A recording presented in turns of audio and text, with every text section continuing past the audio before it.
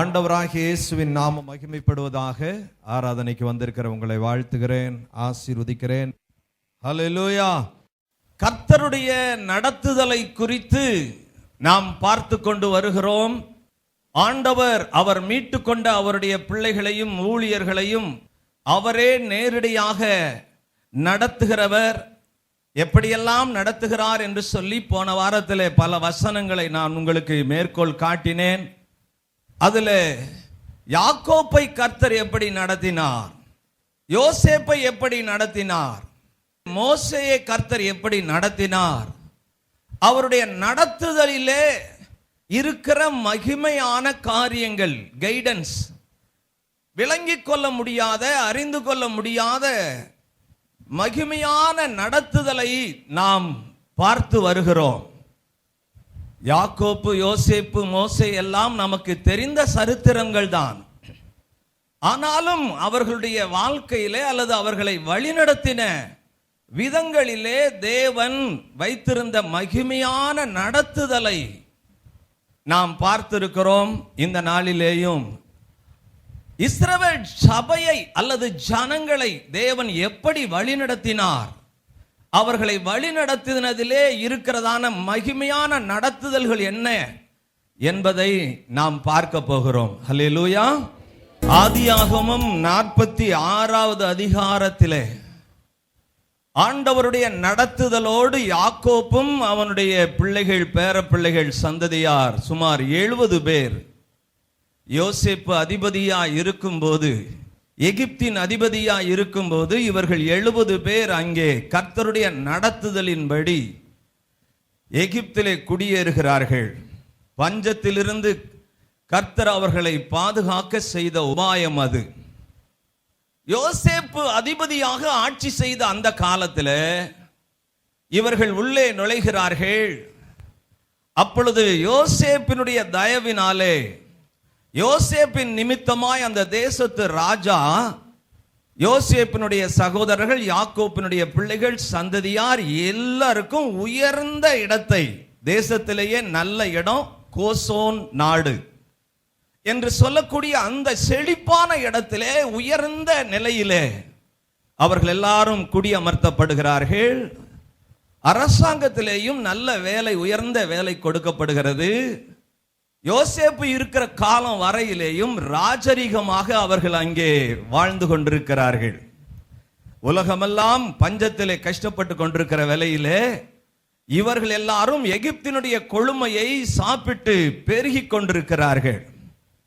இப்படி எகிப்திலே போய் குடியேறினவர்கள் யோசேப்பினுடைய காலத்திற்கு பிறகு என்ன நடக்கிறது என்றால், அவர்கள் அங்கேயே தங்கி விடுகிறார்கள், அங்கேயே வாழ்ந்து கொண்டிருக்கிறார்கள். யோசேப்பை பற்றி அறியாத ஒரு அரசன் எழும்புகிறான். யாத்திராகமம் 1வது அதிகாரத்திலே நாம் பார்க்கிறோம். இஸ்ரவேல் ஜனங்களுடைய பெருக்கத்தையும் அவர்களுடைய உயர்வையும் செழிப்பையும் பார்த்து இவன் வித்தியாசமாக நினைக்கிறான். அந்நிய தேசத்திலே இருந்து வந்த அந்நியர்கள் நம்முடைய தேசத்திலே ஆளுகை செய்து கொண்டிருக்கிறார்களே, உயர்ந்த நிலையில் இருக்கிறார்களே, பெருகி கொண்டிருக்கிறார்களே, பலசாலிகளாய் இருக்கிறார்களே, இவர்களை இப்படியே விட்டுவிட்டால் நிச்சயமாக நாம் அவர்களுக்கு அடிமையாகி விடுவோம் என்று சொல்லி அந்த இஸ்ரவேல் ஜனங்களை எல்லாம் அடக்கவும் ஒடுக்கவும் பல உபாய காரியங்களை செய்து அடிமைத்தன வேலையை கொடுத்து அவர்களுக்கு இருந்த உரிமைகளை எல்லாம் பறித்து அவர்களை அழிக்கவும் ஒடுக்கவும், அவர்களை தேசத்தை விட்டு வெளியேற்றவும், அவர்களாகவே வெளியேறிவிட வேண்டும் என்று சொல்லி அவர்களை பல நிலைகளிலே கொடுமையாக நடத்துவதை அங்கே யாத்திராகமம் 1வது அதிகாரத்திலே நாம் பார்க்கிறோம். இந்த அடிமைத்தனத்தை முதலாவது நாம் அறிந்து கொள்ள வேண்டும். இப்படி செழிப்பிலே போய் அமர்த்தப்பட்டவர்கள் எப்படி இப்படி ஒரு அடிமைத்தனத்திற்குள்ளே வந்தார்கள்? 2வது அதிகாரத்தினுடைய கடைசி சில வசனங்களை பார்த்தால் அங்கே சொல்லப்பட்டிருக்கிறது, இஸ்ரவேல் ஜனங்கள் அடிமைத்தனத்தினாலே அங்கே எகிப்திலே அவர்கள் பெருமூச்சு விட்டு கொண்டிருந்தார்கள்.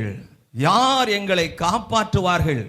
எங்களுக்கு ஏற்பட்ட இந்த கொடுமையான இந்த அடிமைத்தனத்திலிருந்து, வேதனையிலிருந்து, அநீதியிலிருந்து, ஆதரவற்ற நிலையிலிருந்து யார் எங்களை காப்பாற்றுவார்கள் என்று சொல்லி இரவும் பகலும் அவர்கள் மிகவும் பெருமூச்சு விட்டுக்கொண்டு அழுது கொண்டிருந்தார்கள், அனாதைகளாக இருந்தார்கள் என்றுதான் அங்கே நாம் பார்க்க முடியும்.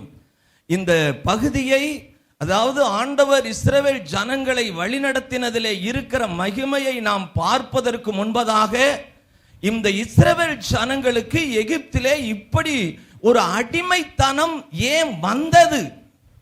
உங்க வாழ்க்கையில கூட கிறிஸ்துவுக்குள்ளே நீங்க வந்து கர்த்தரால் வழிநடத்தப்படுகிற சபையிலே நீங்கள் இருக்கலாம். ஆனா உங்க வாழ்க்கையிலும் கூட இந்த மாதிரி ஒரு அடிமைத்தனம், இந்த மாதிரி ஒரு பெருமூச்சு, ஒரு அநியாயம் உங்களை ஆட்படுத்தி, உங்களை வேதனைப்படுத்தி, இரவும் பகலும் கண்ணீரிலே மூழ்க வைக்கிற ஒரு சூழ்நிலை இருக்குமானால், இப்ப சொல்லுகிற இந்த சத்தியத்தை நீங்க கவனமாக கேட்கும்படி அன்பாய் கேட்டுக்கொள்கிறேன். இந்த எகிப்திலே செழுமையிலே இருந்ததான இஸ்ரவேல் ஜனங்களுக்கு இப்படி ஒரு அடிமைத்தனம் ஏன் வந்தது என்பதை ஆபிரகாம் ஒருவேளை காரணமாக இருக்கலாமோ என்று சொல்லி நான் ஆவிக்குள் சந்தேகப்படுகிறேன். ஆவியானவர் இங்கே எழுதி வைத்திருக்கிறதை வேத புத்தகத்திலே இருந்து பாருங்கள். ஆதியாகமம் 15வது அதிகாரத்தை எல்லாரும் பாருங்கள். இஸ்ரவேல் ஜனங்களுக்கு அடிமைத்தனத்தை வாங்கி கொடுத்த ஒரு நபராக இஸ்ரவேல் ஜனங்களாகிய தன்னுடைய சந்ததியார் ஆசீர்வாதமாய் செழிப்பாய் இருக்க வேண்டிய சந்ததியாய் இப்பொழுது அடிமைத்தனத்திலே அலறிக்கொண்டிருக்க காரணம் முற்பிதாவாகிய விசுவாசிகளுடைய தகப்பன், விசுவாச வீரன் என்று கர்த்தரால் அழைக்கப்பட்டதான, தேவ ஜனங்களால் அழைக்கப்பட்டதான ஆபிரகாமினுடைய ஒரு தவறான, தடுமாற்றமான, அவனை அறியாமலேயே நடந்த ஒரு சிறிய தவறை இங்கே 15வது அதிகாரத்தில் பாருங்க. 15வது அதிகாரத்தில் 2வது வசனத்தில் அவன் என்ன சொல்றான்? ஆண்டவரே, எனக்கு பிள்ளை இல்லையே, நான் குழந்தை இல்லாம இருக்கிறேனே, வயசும் ஆயிட்டு இருக்குதே அப்படின்னு அவன் ரொம்ப வேதனையா சொல்லும் போது அவனை வெளியில கூட்டிட்டு வந்து வானத்தை அண்ணாந்து பார்க்க சொல்லி, நட்சத்திரங்களை உன்னால் என்ன கூடுமானால் எண்ணு அப்படின்னு சொல்லி என்ன சொல்லுகிறார்? உன் சந்ததி இப்படி பிரகாசமா இருக்கும், எண்ண முடியாமல் இருக்கும் அப்படின்னு சொன்னார். இன்னும் ஒரு குழந்தை கூட கிடைக்கிறதுக்கு வாய்ப்பு இல்லை. ஆனா வாக்குத்தத்தம் எப்படி இருக்குன்னு பாருங்க. நீங்களும் அப்படித்தான். ஆண்டவர் என் மூலமா சொல்லும் போது திருன்னு முழிச்சிட்டு இருப்பீங்க. இல்லைன்னா பாஸ்டர் ஏதோ பிரசங்கத்துக்காக பேசுறாருன்னு சொல்லி கீழே குனிஞ்சு கோடு போட்டுட்டு இருப்பீங்க. கவனிங்கய்யா, நம்புறீங்களோ நம்பலையோ, வாக்கு மாறாத, எவ்வளவும் பொய்யுரையாத தேவனுடைய வார்த்தை கட்டாயமாக நிறைவேறும். ஹல்லேலூயா. ஆண்டவர் குழந்தை இல்லாத, குழந்தை பெற்றுக்கொள்ள முடியாத வயதான இந்த ஆபிரகாமுக்கு இப்படி ஒரு பெரிய வாக்குத்தத்தம், பிரகாசமான வாக்குத்தத்தம். ஆபிரகாம் அதை விசுவாசித்தான். சரி சரி, கர்த்தர் சொல்றது நடக்கும்னு சொல்லி 6வது வசனத்தில் விசுவாசித்தான். ஆபிரகாம் இப்ப சொல்றான், ஆண்டவரே, நான் அதை சுதந்தரித்துக் கொள்ளுவேன் என்று எதனால் அறிவேன்? அப்போ ஆண்டவர் சொல்றாரு 9வது வசனத்துல, 3 வயது கிடாரியையும், அடுத்தது 3 வயது வெள்ளாட்டையும், 3 வயது ஆட்டுக்கடாவையும், ஒரு காட்டுப்புறாவையும், ஒரு புறா குஞ்சையும் என்னிடத்தில் கொண்டு வா அப்படின்னார். பாருங்க, குழந்தை இல்லாத ஆளுக்கு இப்படி எல்லாம் நான் குழந்தைய கொடுத்து, தேசத்தை கொடுத்து, உன்னை வந்து இப்படி பெருக பண்ணுவேன் கர்த்தர் வாக்கு பண்ணி, இப்ப அவர் ஒரு காணிக்கை கேட்கிறார்.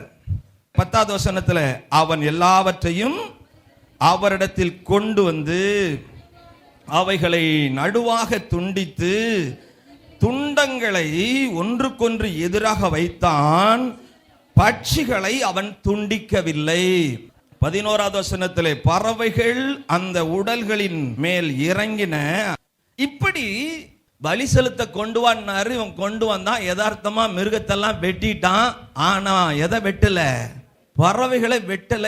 யோசித்து பாருங்க, இது ஒரு பெரிய தவறா? கர்த்தர் கூட சொல்லி இருக்கலாம், எப்பா மத்ததெல்லாம் வெட்டு, நீ இந்த பறவையையும் துண்டிச்சு வைப்பான்னா வேலையே முடிஞ்சது. பலின்னா பாருங்க, இப்படித்தான் செய்யணும்னு சொல்லி ஆண்டவர் ஒருவேளை ஏற்கனவே சொல்லிட்டாரோ? இவன் ஏற்கனவே பலி செலுத்தினவன் தானே. அப்ப பாருங்க, பலி செலுத்தினதிலே இருக்கிற ஒரு அஜாக்கிரதை, ஒருவேளை அசட்டையோ அல்லது ஏதோ ஒரு சூழல், இப்படி அவன் செய்ய மறந்துட்டானோ தாமதிச்சானோ என்னவோ தெரியாது. இப்போ பலியை ஆசீர்வதிக்கிற அங்கீகரிக்கிற அந்த நேரம் பாருங்க, 11வது வசனத்தை பாருங்க. பறவைகள் அந்த உடல்களின் மேல் இறங்கின, ஆபிரகாம் அவைகளை துரத்தினான். எது இறங்கணும் பலியின் மேலே? கர்த்தருடைய மகிமை அக்கினி இறங்க வேண்டியதற்கு பதிலாக எது இறங்குகிறது? எது வெட்டாம இருக்குதோ அந்த பறவைகள் வந்து இறங்குகிறது. அதோடு மற்ற பறவைகளும் வந்து இறங்குகிறது.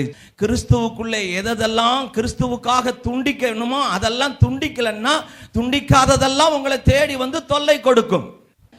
இப்ப பாருங்க, இப்போ பலி செலுத்தினவனுடைய உள்ளம் ஆனந்தத்தால் ஆசீர்வாதத்தால் நிரம்புவதற்கு பதிலாக 12வது வசனத்திலே பாருங்கள், சூரியன் அஸ்தமிக்கும் போது ஆபிரகாமுக்கு அயர்ந்த நித்திரையும் வந்தது. ஹல்லேலூயா சொல்லுங்க. நிறைய பேருக்கு ஆசீர்வாதத்தை வாங்குற நேரம், நம்ம செலுத்தின பலிக்கு ஆண்டவர் பிரதிபலமா நம்ம மேல வந்து அசைவாடி நம்மை அனலாக்கி நமக்குள்ளே இருக்கிற அவருக்கு பிரியமில்லாதது சாபங்கள் சாத்தானுடைய கிரியைகள் எல்லாம் அழித்து அப்புறப்படுத்தி ஆசீர்வதித்து ஆசீர்வாத நன்மைகளால் நம்மை சபையிலே நிரப்பி அந்த நிறைவோடு அனுப்புகிற நேரத்திலே சாத்தான் தூக்கம் இல்ல, ஒரு மயக்கத்தை கொடுக்கிறான் பாருங்க, ஒரு உறக்கத்தை கொடுக்கிறான் பாருங்க. அது அந்த தூக்கத்துல உங்க உடம்பும் சரியாகாது, களைப்பும் போகாது. சத்தியத்தை கேட்காதபடி சத்துரு கொண்டு வருகிற அந்த சதி கிரியை தான். அதனால எப்போ உங்களுக்கு தூக்கம் வருதோ உங்க தொடையையோ உதட்டையோ எதையோ பிடிச்சி நறுக்குன்னு ஒரு கிள்ளு வைக்கணும். ஆசீர்வாதம் வாங்கணும்பா. இன்னும் நீ பறவைய நீ துண்டிக்கல. ஆமா, ஏதோ ஒரு குறிப்பிட்டதை தான் துண்டிச்சிருக்கிற. இன்னும் கர்த்தருடைய ஆசீர்வாதம் இறங்குறதுக்கு பதிலாக பறவைகள் தான் வந்து இறங்கினது. அந்த பறவைகளை துரத்தி துரத்தி இப்போ களைப்பாயிருச்சு. இவனும் வயசானவன் தானே, இவனுக்கு தூக்கம் வந்துருச்சு. தூக்கமும் பாருங்க நல்ல தூக்கமா. யாக்கோப்பு போய் லூசுங்கிற இடத்துல பெத்தேலுங்கிற இடத்துல அசந்து தூங்கினப்ப கர்த்தர் நல்ல ஒரு தரிசனம் தந்து பேசினார் பாருங்க. அந்த மாதிரி இங்க கிடையாது. இங்க என்ன வருகிறது? 12வது வசனத்துல திகிலும் காரிருளும் அவனை என்ன செய்தது? மூடிக்கொண்டது. இப்ப பாருங்க, இவன் என்ன பெற்றுக்கொண்டான்? வாக்கு தத்தத்தை பெற்றுக்கொண்டவன். வருங்கால அவனுடைய சந்ததி வானத்து நட்சத்திரங்களைப் போல இருக்கும்னு வாக்கு தத்தத்தை பெற்றுக்கொண்டவன். அதற்காக நன்றி காணிக்கை செலுத்துகிற இந்த இடத்திலே ஒரு பெரிய தவறு நடந்து விட்டது. ஆகையினாலே சமாதானத்தினாலே சந்தோஷத்தினாலே நிரப்பப்பட வேண்டிய அவனுடைய இருதயம் இப்பொழுது என்ன நிரம்புகிறது? திகிலும் காரிருளும் அவன் என்ன செய்கிறது? மூடுகிறது. உங்க வாழ்க்கையில உங்க ஜபத்துல நீங்க ஆண்டவர் சமூகத்துல சபையில ஆனாலும் சரி, உங்க வீட்டில் ஆனாலும் சரி, தனியா குடும்பமா எங்க ஜெபம் பண்ணாலும் தேவ சமாதானம் உங்க ஜெபத்திலே உள்ளத்தை நிரப்புகிறதா இல்ல வேற ஏதாவது உங்களை பயமுறுத்துகிறதா என்கிறதை நீங்க அடையாளம் கண்டுபிடிக்கணும். பயத்தை சந்தித்தீர்கள் என்றால் பயத்தின் ஆவி, அது உங்களை கலங்கடிக்கிற ஆவி. அப்படின்னா நீங்க கர்த்தருக்கு பலி செலுத்துவதிலே, கர்த்தருக்கு நன்றி காணிக்கை செலுத்துவதிலே ஏதோ உங்களுக்கும் கர்த்தருக்கும் குறை இருக்கிறது. அதை நீங்க சரி செய்யணும். அது மட்டுமல்ல, அதற்கு பிறகு 13வது வசனத்துல பாருங்க, அப்பொழுது அவர் கர்த்தர் ஆபிரகாமை நோக்கி, உன் சந்ததியார் தங்கள் அல்லாத அந்நிய தேசத்திலே பரதேசிகளாய் இருந்து அந்த தேசத்தாரை சேவிப்பார்கள் என்றும் அவர்களால் 400 வருஷம் உபத்திரவப்படுவார்கள் என்றும் நீ நிச்சயமாய் அறிய கடவாய். இவர்கள் சேவிக்கும் ஜாதிகளை நான் நியாயம் தீர்ப்பேன், பின்பு மிகுந்த பொருட்களுடன் புறப்பட்டு வருவார்கள். 15வது வசனத்துல நீ சமாதானத்தோடு உன் பிதாக்களோட சேருவாய், நல்ல முதிர் வயதிலே அடக்கம் பண்ணுவாய். இதெல்லாம் எதுக்கு? அவனுக்கு சந்ததிக்கே சாபத்தை வாங்கி கொடுத்துட்டான். 400 வருஷம் உன் சந்ததி அந்நிய தேசத்திலே மற்றவர்களை என்ன செய்வாங்க? சேவிப்பார்கள். அது மட்டும் இல்ல, அந்த அந்நிய ஜாதிகள் சேவிக்கிற உன்னுடைய சந்ததியை கொடுமைப்படுத்துவார்கள். யாத்திராகமம் 1வது அதிகாரத்தில் நான் முன்ன சொன்ன பாத்தீங்களா, அது இங்க ஆபிரகாமினால தான் முன்னுரைக்கப்படுகிறது. கீழே அதுக்கப்புறம் பாத்தீங்கன்னா 16வது வசனத்திலே 4ஆம் தலைமுறையில் அவர்கள் இவ்விடத்திற்கு திரும்ப வருவார்கள் அப்படின்னு சொல்லி அதுக்கப்புறம் ஆண்டவர் பலி அங்கீகரிக்கிறார். சூரியன் அஸ்தமித்து காரிருள் உண்டான பின்பு இதோ புகைக்கிற சூளையும் அந்த துண்டங்களின் நடுவே கடந்து போகிற அக்கினி ஜுவாலையும் தோன்றினது. அந்நாளிலே, அதாவது 18 to 21 வரையிலையும் அவனுடைய சந்ததிக்கு தேவன் தரப்போகிற பாலும் தேனும் ஓடுகிற தேசத்தினுடைய எல்லையை சொல்லுகிறார். இப்ப பாருங்க, நான் உங்களுக்கு சத்தியத்தை சொல்றேன். ஒரு தவறுமே செய்யாத இஸ்ரவேல் ஜனங்கள் 430 வருஷம் எகிப்திலே அடிமைத்தனத்திலே அடிமைகளாக போகிறதற்கு இந்த ஆபிரகாம் தான் காரணமானான். இந்த ஆபிரகாமும் பெரிய தவறு செய்து விட்டான்னு சொல்ல முடியாது. அவன் கர்த்தருக்கு பலி செலுத்துவதிலே செய்த ஒரு சிறிய தவறு. நம்ம பார்வையில, நம்ம கணக்குல அது சிறிய தவறு தான். ஆனா ஆண்டவர் பார்வையில அது பெரிதாக இருந்திருக்கிறது. நன்மை பெற்றவர்கள் 10 பேர் அல்லவா, மற்ற 9 பேரும் எங்கே அப்படின்னு சொல்லி ஆண்டவர் லூக்கா 17 கேட்கிறார். பாருங்க, கவனிங்க. ஆண்டவர் நடத்துகிற அவருடைய பிள்ளைகளுக்கு கர்த்தர் தான் நன்மையை தருகிறார். பெரிய நன்மை உங்ககிட்ட இல்லாட்டினாலும் நீங்களும் உங்க மனைவி, புருஷன், பிள்ளைகள் எல்லாம் ஜீவனோடு இருக்கிறதே பெரிய நன்மைதான். ஆமா, சுகத்தோடு இருப்பது பெரிய நன்மைதான். ஆமா, பாதிப்பு இல்லாம இருக்கிறோமே, அதுவே ஒரு பெரிய நன்மைதான். அப்ப பாருங்க, ஒவ்வொரு வாரமும் ஆண்டவர் நன்றி செலுத்துவதற்காகவும் நன்மை பெற்றுக்கொள்வதற்காகவும் தான் ஆண்டவர் சபை கூடுதலை, சபை ஆராதனையை வைக்கிறார். அந்த சபை ஆராதனையில நீங்க பாத்தீங்கன்னா பாதி நேரம் ஆண்டவருக்கு நன்றி பலி செலுத்துற நேரம் தான். இந்த கர்த்தருக்கு நன்றி பலி செலுத்துறதுல நீங்க எவ்வளவு கேர்ஃபுல்லா இருக்கிறீங்க, எவ்வளவு கேர்லெஸ்ஸா இருக்கிறீங்க, அதுல தான் இருக்கிறது ஆசீர்வாதமும் சாபமும். நீங்களும் உங்க சந்ததியும் உங்க குடும்பமும் உங்க தொழில் நல்லபடியா, நல்ல செழிப்பா, பாதுகாப்பா, ஆசீர்வாதமா விருத்தி அடையணும், எதிர்காலம் ஆசீர்வாதமா இருக்கணும்னா நீங்க கர்த்தருக்கு நன்றி செலுத்துவதற்காக, பலி செலுத்துவதற்காக ஆண்டவர் சொல்றாரு.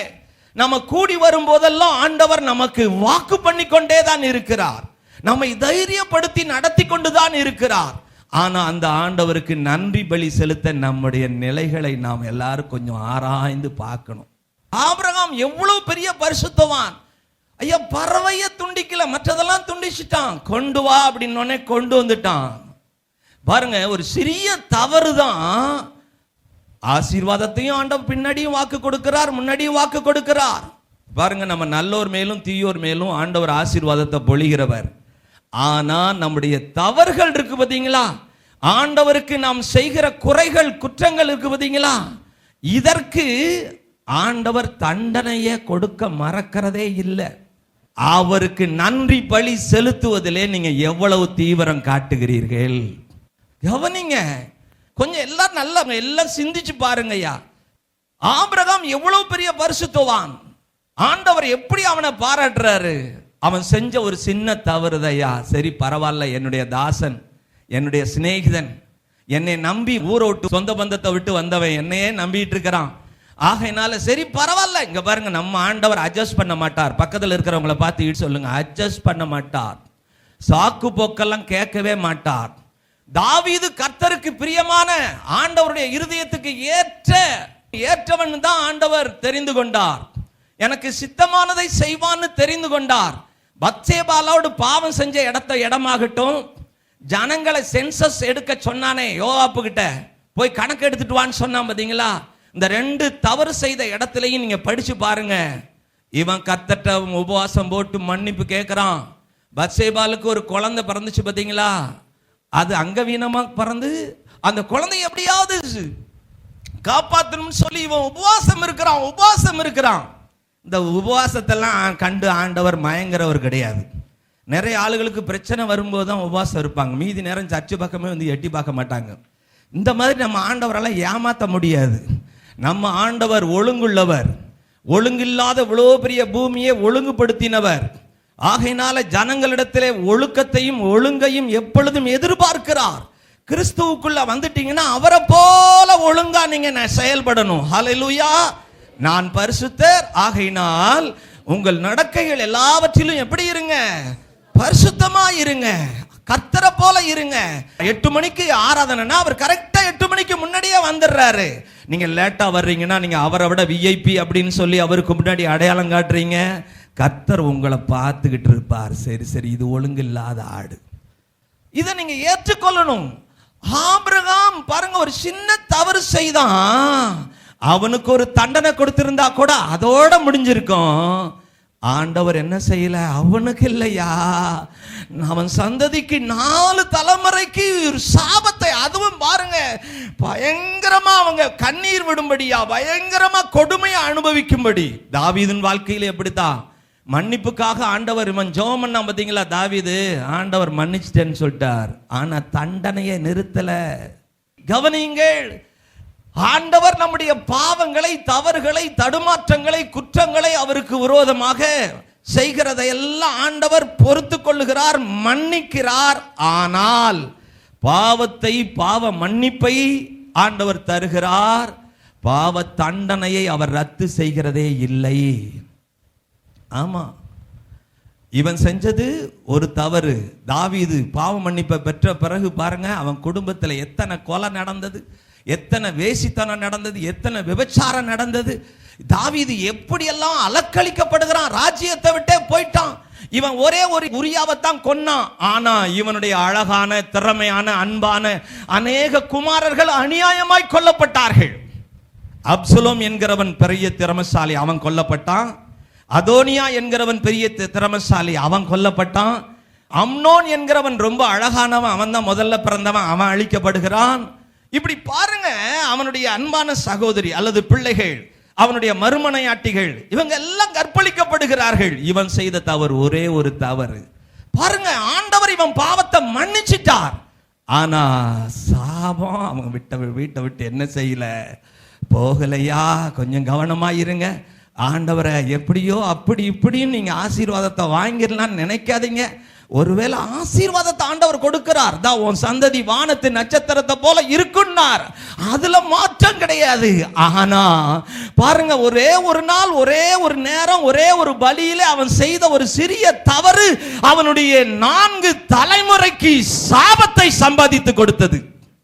10 கட்டளையை யாத்திராகமம் 20வது அதிகாரத்துல ஆண்டவர் சொல்றாரே, அதுல முதல் கட்டளை பாருங்களேன், உன்னை அடிமைத்தன வீடாகிய எகிப்து தேசத்திலிருந்து புறப்பட பண்ணின உன் தேவனாகிய கர்த்தர் நானே, என்னை அன்றி உனக்கு வேற தேவர்கள் இல்லாமல் இருப்பார்களாக அப்படின்னு சொல்லிட்டு அடுத்தது என்ன சொல்றா தெரியுமா, எனக்கு ஒப்பாக சொரூபத்தையோ விக்கிரகத்தையோ சிலையையோ மரத்திலேயோ கல்லுலையோ படத்திலேயோ செஞ்சு வணங்க கூடாது.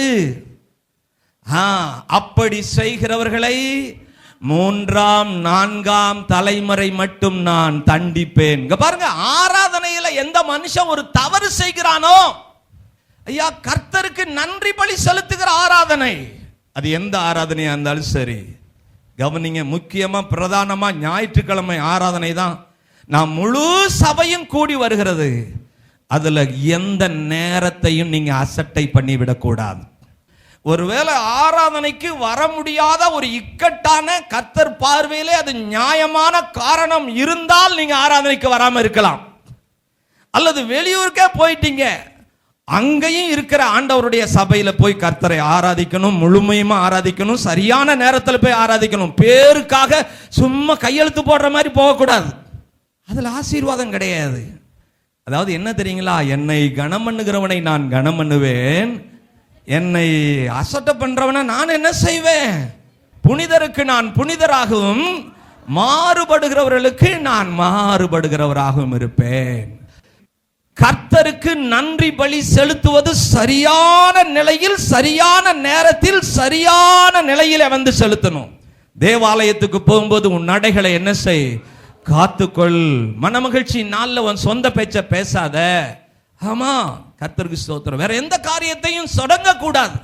அந்த நாள்ல நம்ம எல்லாம் குடும்பமா போய் கர்த்தருக்கு நேரத்துல கர்த்தரை ஆராதிக்கணும். ஹல்லேலூயா. ஆமா, 2 காரியம் நடக்குது. ஒன்று, கர்த்தருக்கு நன்றி செலுத்துகிறோம். நன்றி செலுத்துகிற மக்கள் கர்த்தருடைய நன்மையினால் நிரப்பப்படுகிறார்கள். கர்த்தருடைய ஆசீர்வாத நிறைவோடு போகிறோம். இப்படித்தான் இந்த உலக வாழ்க்கையை நம்ம நடத்தணும். நம்மை நடத்துகிற நல்ல மேய்ப்பன் அப்படித்தான் நம்மிடத்தில் எதிர்பார்க்கிறார். அல்லேலூயா. ஆகையினால கர்த்தருக்கு பலி செலுத்துவதில் எந்த குறையும் வச்சிடாதீங்க. திட்டம் போடுங்க, திட்டமிடுங்க, உற்சாகமாய் கர்த்தருக்கு பலி செலுத்துங்க. காயினையும் அவன் காணிக்கையும் கர்த்தர் என்ன செய்யல? அங்கீகரிக்கல. ஆபேலையும் அவன் காணிக்கையும் கர்த்தர் அங்கீகரித்தது மட்டுமல்ல, எபிரேயர் 11வது அதிகாரத்தில் படிச்சு பாருங்க, அவன் எல்லா பலிகளிலும் மேன்மையான பலியை கர்த்தருக்கு செலுத்தினான். அதனால பாருங்க, உங்களை நடத்துகிற, ஆசீர்வதிக்கிற, வழி நடத்துகிற, பாதுகாக்கிற, எதிர்கால சந்ததியையும் காத்து நடத்துகிற கர்த்தருக்கு நீங்க மேன்மையான பலி செலுத்தணும். நீங்க கர்த்தருக்கு பலி செலுத்துகிற அந்த மேன்மையை உலகம் பார்க்கணும், மற்றவங்க பார்க்கணும். என்னப்பா ஞாயிற்றுக்கிழமைன்னா இவங்க இவ்வளவு உற்சாகமா போறாங்க, ஞாயிற்றுக்கிழமைன்னா இவங்க இவ்வளவு பொறுப்பா நடந்துக்கிறாங்க, ஞாயிற்றுக்கிழமை அவங்க தெய்வத்துக்கு இவ்வளவு முக்கியத்துவம் கொடுக்கறாங்க. மற்றவங்களுக்கு அது ஒரு சாட்சியா மாறணும்யா.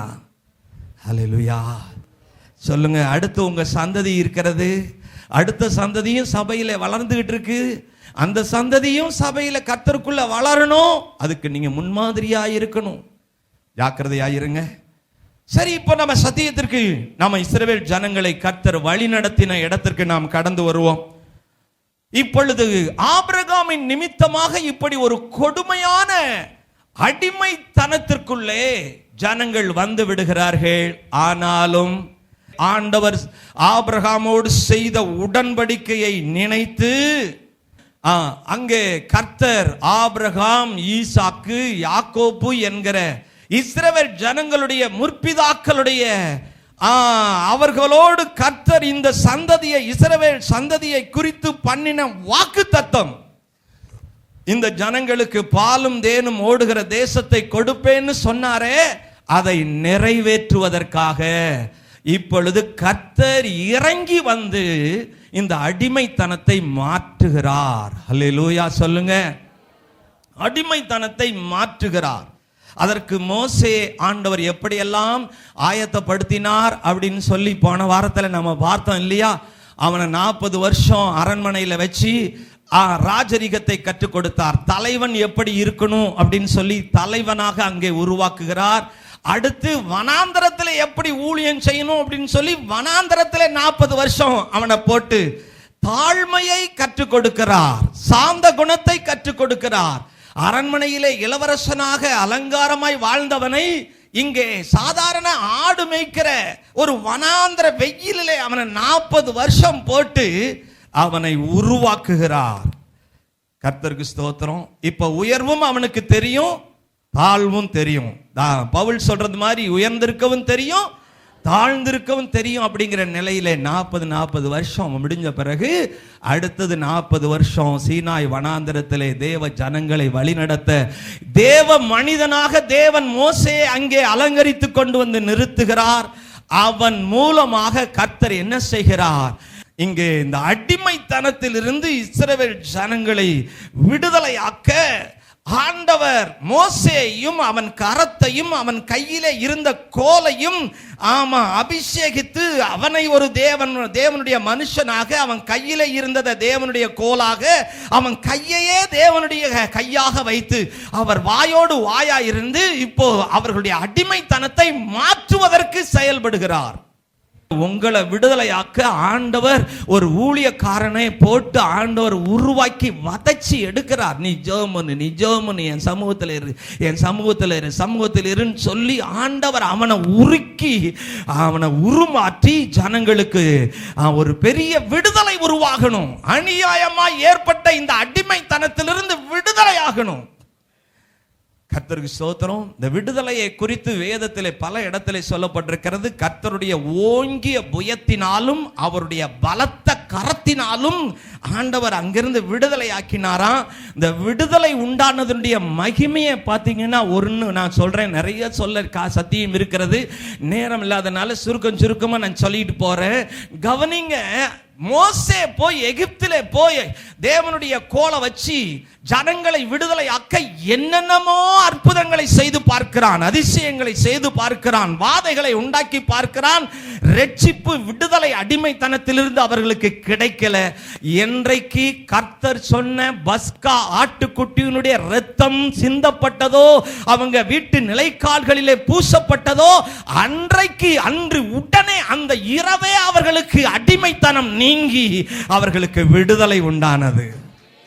அதுபோல கவனிங்க, இந்த உலகத்திலே பிசாசானவன் பாவத்தினாலும் பல வகையான உலகத்திலே இருக்கிற பெருமை பெற்றிருக்கிற, பேர் பெற்றிருக்கிற சடங்கு சம்பிரதாயங்களினுடைய அடிமைத்தனத்திலே மக்களை சாத்தான் அடிமைப்படுத்தி பெருமைக்குட்படுத்தி வச்சிருக்கிறானே. இப்படிப்பட்ட பாவ சாப சடங்கு சம்பிரதாய பெருமைக்கடுத்த அடிமைத்தனத்திலிருந்து எப்போ மனிதர்களுக்கு ஆண்டவர் விடுதலையை தந்தார்னா, எப்போ இயேசு கிறிஸ்துவின் இரத்தம் இந்த பூமியிலே தேவனுடைய ஆடாக உலகத்தின் பாவங்களை சுமந்து தீர்க்கிற தேவ ஆடாக சிந்தப்பட்டதோ, அன்றைக்கே இந்த உலகத்திலே மனிதர்களுக்கு விடுதலை அறிவிக்கப்பட்டிருக்கிறது. குமாரன் உங்களை விடுதலையாக்கினால் மெய்யாகவே விடுதலை ஆவீர்கள். அல்லேலூயா. சத்தியத்தை அறிவீர்கள், சத்தியம் உங்களை விடுதலையாக்கும். கர்த்தரே ஆவியானவர், எங்கே ஆவியானவரோ அங்கே விடுதலை. கவனிங்க, கிறிஸ்துவுக்குள்ள கர்த்தர் ஜனங்களுக்கு தருகிற முதல் ஆசீர்வாதம் என்னன்னா, அடிமைத்தனத்திலிருந்து விடுதலை. நீங்க எதுக்கு அடிமையா இருக்கிறீங்க? ஒரு போயலைக்கோ, ஒரு பொடிக்கோ, ஒரு சாதாரண ஒரு பாக்குக்கோ நீங்க அடிமையா இருக்க கூடாது. எதுவுமே உங்களை அடிமைப்படுத்த கூடாது. கர்த்தர் ஒருவருக்கு தான் நாம் அடிமைகளாக இருக்கிறோம். காரணம், அவர்தான் ஜீவனை கொடுத்து நம்மை மீட்டெடுத்திருக்கிறவர். கிரயத்திற்கு கொல்லப்பட்டீர்களே, சரீரத்தினாலும் ஆவியினாலும் கர்த்தரை மகிமைப்படுத்துங்கள் சொல்றார். ஆகையினால நாம் அவருக்கு தான் சொந்தம். ஹல்லேலூயா. அவர் ஒருவருக்கு தான் சொந்தம். சாத்தானுக்கோ பாவத்துக்கோ உலகத்திலே இருக்கிறதான பெருமை கடுத்த பாவ பழக்கங்களுக்கு நாம் அடிமை ஆகவே கூடாது. அதிலிருந்து கர்த்தர் இரத்தம் சிந்தி நம்மை மீட்டெடுத்திருக்கிறார். ஹல்லேலூயா, ஸ்தோத்திரம். பாருங்க, ஜனங்களை ஆண்டவர் அடிமைத்தனத்திலிருந்து விடுதலையாக்க இங்க மீகாவின் புஸ்தகத்துல தான் ஒரு அழகான வசனம் சொல்லப்பட்டிருக்கிறது. பாருங்கள், மீகா 7வது அதிகாரம் 15வது வசனத்தை பாருங்க. நீ எகிப்து தேசத்திலிருந்து புறப்பட்ட நாளில் நடந்தது போல உன்னை அதிசயங்களை காண பண்ணுவேன். எகிப்திலே அடிமைப்பட்டு போன இந்த இஸ்ரவேல் ஜனங்கள் 430 வருஷமா அங்க இருந்தாங்களே, அதுல 4 தலைமுறையா அடிமைப்பட்டு போயிட்டாங்களே. பாருங்க, இவங்களை ஆண்டவர் அங்கிருந்து விடுதலையாக்கி புறப்பட பண்ணுகிறார். அந்த புறப்பட பண்ணும்போது பல அதிசயத்தை நடப்பித்தார் ஆண்டவர். அவரால் நடத்தப்படுகிற பிள்ளைகளுடைய வாழ்விலே ஆண்டவர் அதிசயத்தை நடப்பிக்கிற தேவன் என்று சொல்லி நாம் அறிந்து கொள்ள வேண்டும். நீங்க ஒருவேளை அல்லல் பட்டு கொண்டிருக்கலாம், எந்த காரியத்தினால நீங்க துடித்து கொண்டிருக்கலாம். ஆனா கர்த்தர் இந்த வேளையில உங்களுக்கு வாக்கு பண்ணுகிறார். ஆமா, நான் உன்னை அந்த ஸ்டேஜில் இருந்து புறப்பட பண்ணும்போது நீ அதிசயங்களை காணும்படி காரியங்களை செய்வேன். இது எப்படி நடந்தது, அது எப்படி நடந்ததுன்னு சொல்லி ஆச்சரியப்படும்படியாக அதிசயங்களை காண பண்ணுவேன். நீங்க உங்களை பார்க்காதீங்க, உங்களை வழி நடத்துகிற ஆண்டவர் உங்க வாழ்க்கையிலே, உங்க காரியத்திலே அதிசயத்தை காண பண்ணுகிறவர். ஆகையினால நீங்க அவரை அதிகமா துதிங்க, உங்களை பார்த்து அழுதுகிட்டு இருக்காதீங்க. ஆண்டவரே, என்னை இந்த ஸ்டேஜில் இருந்து நீங்க விடுதலை ஆக்கி, இந்த அடிமைத்தனத்திலிருந்து விடுதலை ஆக்கி என்னை அதிசயங்களை காண பண்ணுகிற தேவன். கடன் வாங்கினவன் கடன் கொடுத்தவனுக்கும் என்னதான், இந்த கடனும் கூட மனுஷரை அடிமைப்படுத்தி அலற வைக்குது. பாருங்க, நம்ம ஆண்டவர் எல்லா அடிமைத்தனத்திலிருந்தும் விடுதலை ஆக்குகிற தேவன். அதிசயத்தை காணும்படி நம்மை புறப்பட பண்ணுகிற தேவன். இந்த இஸ்ரவேல் ஜனங்களை ஆண்டவர் புறப்பட பண்ணின நேரத்திலே 3 வகையான அற்புதங்களை செய்தார். முதல்ல அவங்களுக்கு விசேஷமான பாதுகாப்பு கொடுத்தார். இஸ்ரவேல் தேசம் முழுவதும் கடைசி வாதை மோசேயினால என்ன வாத, தலை பிள்ளைகள் எல்லாம் எகிப்து தேசம் முழுவதும் ஒவ்வொரு வீட்டிலேயும் இருக்கிற முதல் பிள்ளைகள், முதல்ல பிறந்த எல்லா பிள்ளைகளும் என்ன செய்யப்படுகிறது, சங்கரிக்கப்படுகிறது. எல்லா வீட்லையும் சாவு. ஆனா பஸ்கா ஆட்டுக்குட்டியினுடைய இரத்தத்தை விசுவாசித்து கீழ்ப்படிந்து தங்களுடைய வீட்டு நிலைக்காலிலே பூசினவர்கள், பஸ்கா ஆட்டுக்குட்டியினுடைய இரத்தத்தை நம்பின மக்கள், அவங்க வீட்டுல மட்டும் என்ன இல்லை? அந்த சாவு இல்லை. அவங்க வீட்டுல மரணமே இல்லை. மற்றவங்க வீட்டில் எல்லாம் அதை நம்பாதவர்கள், அதை தெரியாதவர்கள், எகிப்தியர்கள் முழுவதும் பாதிக்கப்பட்டிருக்கிறார்கள். ஒரு வீடு கூட தப்புல. ஆனா இஸ்ரவேல் ஜனங்களுடைய ஒரு வீட்டில் கூட சாவு இல்லை. அதுக்கு காரணம் பஸ்கா ஆட்டுக்குட்டியினுடைய ரத்தம் தான். உயிரோட நீங்களும் உங்க குடும்பமும் இருக்கிறீங்கன்னா அதுக்கு காரணம் இயேசு கிறிஸ்துவின் ரத்தம் தான். ஹல்லேலூயா சொல்லுங்க. இயேசு கிறிஸ்துவின் ரத்தத்தினாலே நாம் தப்புவிக்கப்பட்டிருக்கிறவர்களாக இருக்கிறோம். அவர் வேடனுடைய கண்ணிக்கும் பாழாக்கும் கொள்ளை நோய்க்கும் நம்ம என்ன செய்கிறவர்? தப்புவிக்கிற தேவன். ஹல்லேலூயா. இதுவரையிலும் உயிரோட இருக்கிறோம், இதுவரையிலும் நம்ம ஜீவனோட இருக்கிறோம், இதுவரையிலேயும் எந்த குறையும் இல்லாம இருக்கிறோம், குறைவின் மத்தியிலே குறை இல்லாமல் இருக்கிறோம். இரண்டாவது காரியம் என்ன தெரியுமா? இரண்டாவது காரியம், பொருளாதார ரீதியாக அவர்கள் எல்லாரும் உயர்த்தப்பட்டார்கள். ஆமா, கர்த்தருக்கு ஸ்தோத்திரம். எடுத்து பாருங்க 105ஆம் சங்கீதம் 37வது வசனத்தை பாருங்க. வெள்ளியோடும் பொன்னோடும் புறப்பட பண்ணினார், கோத்திரத்திலே வீக்கான ஆள் யாரும் கிடையாது. பாருங்க, இந்த வீக்கு பலவீனன் அப்படின்னு சொல்றது ஏழை யாருமே இல்லை. சரீரத்தில் மட்டும் பலவீனம் கிடையாது, பொருளாதாரத்திலையும் யாரும் வீக்கு கிடையாது. எல்லாரையும் ஆண்டவர் பொன்னோடும் பொருளோடும். ஆதியாகமம் 15வது அதிகாரத்தில் ஆபிரகாமுக்கே ஆண்டவர் அப்படிதான் பண்ணார். அவங்களை அடிமைப்படுத்தி அவங்கள சேவிக்கிறவர்களா மாற்றுவேன், ஆனாலும் மிகுந்த பொருளோடு அங்கிருந்து என்ன பண்ணுவேன்? புறப்பட பண்ணுவேன். அப்படித்தான் மோசைக்கிட்டே ஆண்டவர் சொல்லி அனுப்புகிறார். பஸ்கா ஆட்டுக்குட்டியினுடைய ரத்தம் தெளிக்கப்பட்ட அந்த இரவிலே தேவனுடைய ஜனங்கள், இஸ்ரவேல் ஜனங்கள் எல்லாரும் என்ன செய்து கொண்டிருக்கிறார்கள்? ரத்தத்தை பூசி அந்த பஸ்கா ஆட்டுக்குட்டியினுடைய மாமிசத்தை வீட்டிலே கதவை பூட்டி கொண்டு புசித்து கொண்டு கர்த்தருடைய கற்பனையின்படி அவர்கள் செயல்பட்டு கொண்டிருக்கிறார்கள். இப்போ என்ன நடக்கிறது? எகிப்தியர்கள் எல்லாரும் ஓடி வருகிறார்கள். ஓடி வந்து என்ன சொல்றாங்க? ஐயா, நீங்க யாரும் எங்க ஊர்ல எங்க நாட்டில் இருக்க வேண்டாம், தயவுசெய்து என்ன செய்யுங்க, ஆமா ஊரோட்டு போங்க போங்க போங்கன்னு மோசே சொல்லி இருக்கிறான். இந்த மாதிரி ஒரு ஸ்டேஜ் வரும்போது நீங்க என்ன பண்ணணும் தெரியுமா? நாங்க இந்த ஏரியாவை விட்டு போகணும்னா எங்களுக்கு உங்க வீட்டில் இருக்கிற நல்ல ட்ரெஸ் எல்லாம் வேணும். அப்போ அவங்க கதவை திறந்து, பீரோவை திறந்து, நகை பணம் வச்சிருக்கிறதெல்லாம் திறந்து, எல்லாரும் திறந்து விட்டு என்ன பண்றாங்க தெரியுங்களா?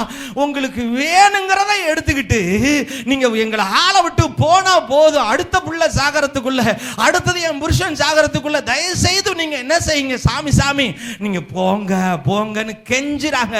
இவங்க எல்லாம் போய் பாருங்க, பைபிள்ல எப்படி இருக்கு பாருங்க, எடுத்து வாசிங்க. யாத்திராகமம் 33 படிங்க, 36வது வசனத்தை பாருங்க. சொல்லுங்கய்யா, எகிப்தியரை என்ன செய்தார்கள்? ஐயா எல்லாம் தலை நிமிர்ந்து பாருங்க. ஆண்டவர் நடத்தும் போது என்ன வேணாலும் நடத்தலாம். ஆமா, என்ன நடக்குது தெரியுமா? அந்த கணக்கு வழக்கெல்லாம் கர்த்தருக்கு தான் தெரியும், உங்களுக்கு கூட தெரியாது. ஆமா, எத்தனை தலைமுறையா ஒழுங்கா இவங்கெல்லாம் சம்பளம் கொடுக்காமலேயே அநியாயமா நடத்தினா பார்த்தீங்களா? வட்டி முதலோட சேர்ந்து சந்ததிக்கு ஆண்டவர் கொடுக்க வைக்கிறார். ஆமா பாருங்க, கொள்ளையடிக்க விட்டுட்டார். இவங்க எல்லாம் போய் இருக்கிறதெல்லாம் எடுத்து பார்த்து, காதுக்கு அடே அப்பா கம்மல் இப்படி இருக்குதா, இப்படி எல்லாம் இருக்குதா, இவன் எல்லாம் எங்க மண் செங்கல் சூளையில மண் அள்ளிட்டு கிடந்த ஆளு, அப்படியெல்லாம் போட்டுட்டு உண்மையிலே அப்படி நடந்தது ஐயா. ஆளுங்க வெளியில வந்து பார்த்தா யாரையுமே அடையாளம் கண்டுபிடிக்க முடியல.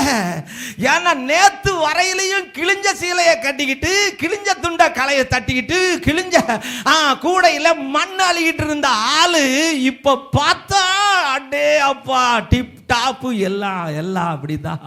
கிறிஸ்துவுக்குள்ளே வந்த உடனே நம்ம ஆண்டவர் ஆட்களையே அப்படியே அழகுபடுத்துறார் ஐயா. ஆண்டவர் அவருடைய பிள்ளைகளை வழி நடத்தும் போது பொருளாதார ரீதியாகவும் அலங்கரிக்கிறார். கவனிங்க, நீங்க ஆண்டவருடைய நடத்துதலிலே சரியா இருப்பீர்களேயானால், இருந்திருப்பீர்களேயானால் நிச்சயமா இந்த காரியம் உங்க வாழ்க்கையில நடக்கும். ஆண்டவர் அவர்களை விசேஷமாய் பாதுகாத்தது மட்டுமல்ல, பொருளாதார ரீதியாகவும் அவர்கள் என்ன செய்கிறார்? அவர்களை அலங்கரிக்கிறார். இஸ்ரவேல் ஜனங்கள்ல யாரையுமே அடையாளம் கண்டுபிடிக்க முடியல. அவங்க அடிமையா இருந்தவங்களா, இவங்களா அடிமை, இவங்களா அப்படின்னு சொல்லி இப்ப பாருங்க, எகிப்தியர்களை அடிமைப்படுத்தி இவர்களை ஆண்டவர் அலங்கரிச்சிட்டார். நம்ம ஆண்டவர் இருளை வெளிச்சமாக்குகிறவர், வெளிச்சத்தை இருளாக்குகிற தேவன். அவர் பாருங்க, எல்லாரையும் ஆண்டவர் சரிப்படுத்துகிறார். எகிப்தியருடைய கண்களிலே தயவை உருவாக்குகிறார். தேவனுடைய ஜனங்களை தைரியப்படுத்துகிறார். வேணுங்கிற அளவுக்கு எடுத்துக்க, இன்னும் எடு, உடைய எடு, பொன்னை எடு, பொருளை எடு, ரத்தனத்தை எடு, எல்லாத்தையும் எடு. பாருங்க, ஆசரிப்பு கூடாரம் கட்டும் போது ரத்தனம் எல்லாம் மோசே காணிக்கை கேட்கும் போது தாராளமா கொண்டு வந்து கொடுத்தாங்க. பாருங்க பாருங்க, இனிமே யாரும் காணிக்கையே கொண்டு வர வேண்டாம், தேவைக்கு அதிகமா கொண்டு வர்றாங்கன்னு பைபிள்லயே தண்டரா போட்ட இடம் அங்கதான். ஏன்னா இவங்க அங்கிருந்து புறப்படும் போது அவ்வளவு தூரம் எகிப்திலிருந்து அப்படி ஆண்டவர் புறப்பட பண்ணினார். நம்ம ஆண்டவருடைய நடத்துதலிலே இருங்க. ஆமா சொல்லுங்க, ஐயா நீங்க அப்படி இப்படி இருக்காதீங்க, சும்மா பேருக்காக பெருமைக்காக இருக்காதீங்க, ஆமா சும்மா பாரம்பரியமா இருக்காதீங்க. என்னை நடத்தும் ஆண்டவரே, உங்க நடத்துதலை நான் வாழுவேன் ஆண்டவரே. நான் ஏழையானாலும் பணக்காரனானாலும், நான் அடிமையானாலும் ஆளுகிறவனானாலும் ஆண்டவரே நீங்க என்னை நடத்தும் ஆண்டவரே. அப்போ நான் எல்லா வகைகளிலேயும் அலங்கரிக்கப்படுவேன். எகிப்திலிருந்து புறப்பட்ட நாளிலே 3 அதிசயங்களை ஆண்டவர் செஞ்சார். 1, வித்தியாசப்படுத்தி விசேஷப்படுத்தி தேவ ஜனங்களை, இஸ்ரவேலர்களை பாதுகாத்தார், சபையை. அது மட்டுமல்ல, அவர்களை பொருளாதார ரீதியாக பொன்னோடும் பொருளோடும் நிரப்பி அலங்கரித்து புறப்படப்படினார். அடுத்து கடைசியாக அவர்களுக்கு முன்பாக செங்கடலை தேவன் அதிசயமாய் பிளந்தார்.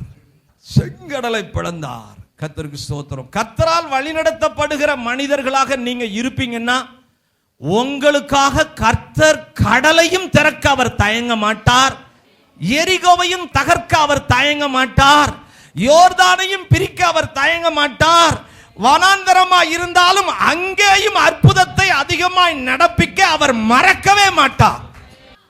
காரணம், அதிசயத்தை நடப்பிக்கிறதற்காகவே நம்மை புறப்பட பண்ணி இருக்கிறார். பாருங்க, யோவேல் 2வது அதிகாரம் 20வது வசனம் எப்படி இருக்கு தெரியுமா? நீங்கள் சம்பூர்ணமாய் சாப்பிட்டு திருப்தி அடைந்து உங்களை அதிசயமாய் நடத்தி வந்த தேவனாகிய கர்த்தருடைய நாமத்தை துதிப்பீர்கள், என் ஜனங்கள் ஒருபோதும் வெட்கப்பட்டு போவதே இல்லை. பாருங்க, நம்ம ஆண்டவர் ஏதோ பேருக்கு நம்மை நடத்துறவர் கிடையாது. கர்த்தருக்கு ஸ்தோத்திரம். அதனால அவர் ஒவ்வொரு நாளும் ஒவ்வொரு நொடியும் நம்மை நடத்துகிறார். அவருடைய நடத்துதலிலே நீங்க இருக்கும்போது, ஐயோ செங்கடல், ஐயோ யோர்தான், ஐயோ வனாந்தரம், ஐயோ எரிகோ அப்படின்னு சொல்லி இந்த மாதிரியான நிலைகள் எல்லாம் நீங்க பார்த்தாலும் கவலைப்படாதீங்க. அதுல எல்லாம் ஆண்டவர் அதிசயத்தை நடப்பிப்பார். நீங்க எதெல்லாம் பார்த்து பயப்படுறீங்களோ, எதெல்லாம் உங்களை கலங்கடிக்கிறதோ, அப்பெல்லாம் நீங்க சொல்ல வேண்டியது, என்னை புறப்பட பண்ணி என்னை நடத்தி கொண்டிருக்கிற கர்த்தர் நிச்சயமா என் வாழ்க்கையில அதிசயத்தை காண பண்ணுவார், என் கண்களே காணும். ஹல்லேலூயா சொல்லுங்க. அதனால இந்த 3 காரியத்தை புறப்படும் போதே ஆண்டவர் செய்துட்டார். அடுத்தது நான் சொல்றேன், ஆண்டவர் இந்த இஸ்ரவேல் சபையை, ஜனங்களை எங்க நடத்தினார் அப்படின்னு சொல்லி இருக்குது.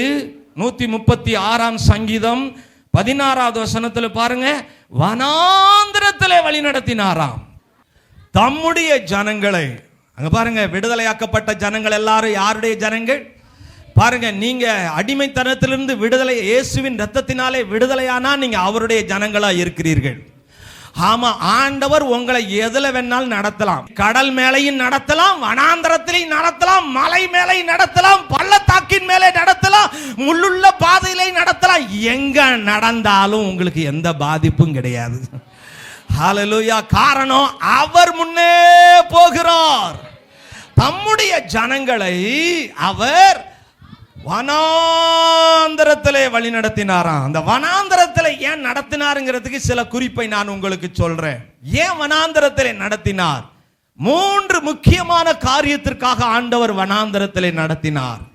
அதாவது இஸ்ரவேல் ஜனங்கள் வழிநடத்தப்படுகிற இந்த ஜனங்கள் வழிநடத்துகிறவர் அல்லது மீட்டு கொண்டவர் யார் என்பதை அவங்க தெளிவா அறிந்திருக்கணும். இன்னார் என்று அவர் சர்வ வல்லவர், சகலத்தையும் செய்ய அவருக்கு வல்லமை உண்டு என்பதை அவர்கள் அறிந்து கொள்ளணும். அப்படிங்கிறதுக்காக எகிப்திலே பல வாதைகளை வித்தியாசப்படுத்தி செய்கிறார். எகிப்தியர்களுக்கெல்லாம் பாதிப்பு, ஆனா இவங்களுக்கு எந்த பாதிப்பும் கிடையாது. அங்கெல்லாம் கல்மழை பெய்யும், ஆனா இவங்களுக்கு ஒரு பாதிப்பும் கிடையாது. அவங்க எகிப்தியர்கள் இருக்கிற ஏரியா முழுவதும் இருட்டா இருக்கும், இவங்க இருக்கிற ஏரியா எல்லாம் வெளிச்சமா இருக்கும். அவங்க இருக்கிற எகிப்தியர்கள் இருக்கிற வீடுகள் எல்லாம் தவளை வந்து ஒரே தொல்லையா இருக்கும். ஆனா இஸ்ரவேல் ஜனங்கள் இருந்த கோசோன் நாட்டில் ஒரு தவளை கூட வராது. அப்படி வித்தியாசப்படுத்துகிற தேவன் நம்முடைய ஆண்டவர். அவர் தான் சொன்னாரு, இஸ்ரவேலருக்கும் எகிப்தியருக்கு நான் என்ன செய்வேன்? வித்தியாசப்படுத்துவேன். எகிப்தியருடைய மிருகங்களுக்கும் இஸ்ரவேலர்களுடைய மிருகங்களுக்கும் நான் என்ன செய்வேன்? வித்தியாசத்தை உண்டு பண்ணுவேன். கவனிங்கய்யா, நம்ம ஆண்டவர் வித்தியாசப்படுத்துகிறவர். ஏன்னா அவருடைய இரத்தத்தினாலே மீட்டு கொள்ளப்பட்ட மக்கள் அவருடைய ஜனங்களாய் இருக்கிறதுனால அவங்களுக்கு தான் ஃபர்ஸ்ட் பிரிஃபரன்ஸ். முந்தி பிள்ளைகள் திருப்தி ஆகட்டும், முன்னாடி ஃபர்ஸ்ட் யார் திருப்தி ஆகணும்? ஆமா, மத்ததெல்லாம் மீதி ஆகிறது தான் மற்றவங்களுக்கு. பாருங்க, தேசத்துக்கு ஆசீர்வாதம் தேவ ஜனங்கள் ஜெபம் பண்ணும் போது தான். ஹல்லேலூயா சொல்லுங்க.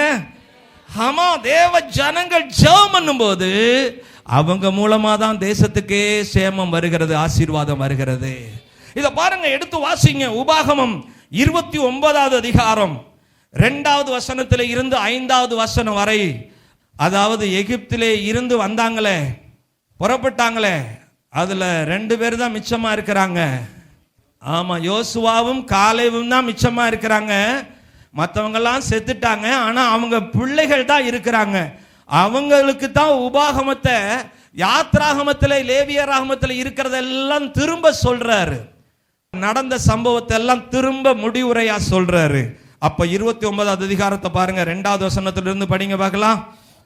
வரவழைத்து எகிப்து தேசத்தில் உங்கள் கண்களுக்கு முன்பாக பார்வோனுக்கும் அவனுடைய எல்லா ஊழியக்காரருக்கும் அவனுடைய தேசம் முழுவதற்கும் கர்த்தர் செய்த பெரிய சோதனைகளை, பெரிய அடையாளங்களையும் அற்புதங்களையும் கண்ணார கண்டீர்களே.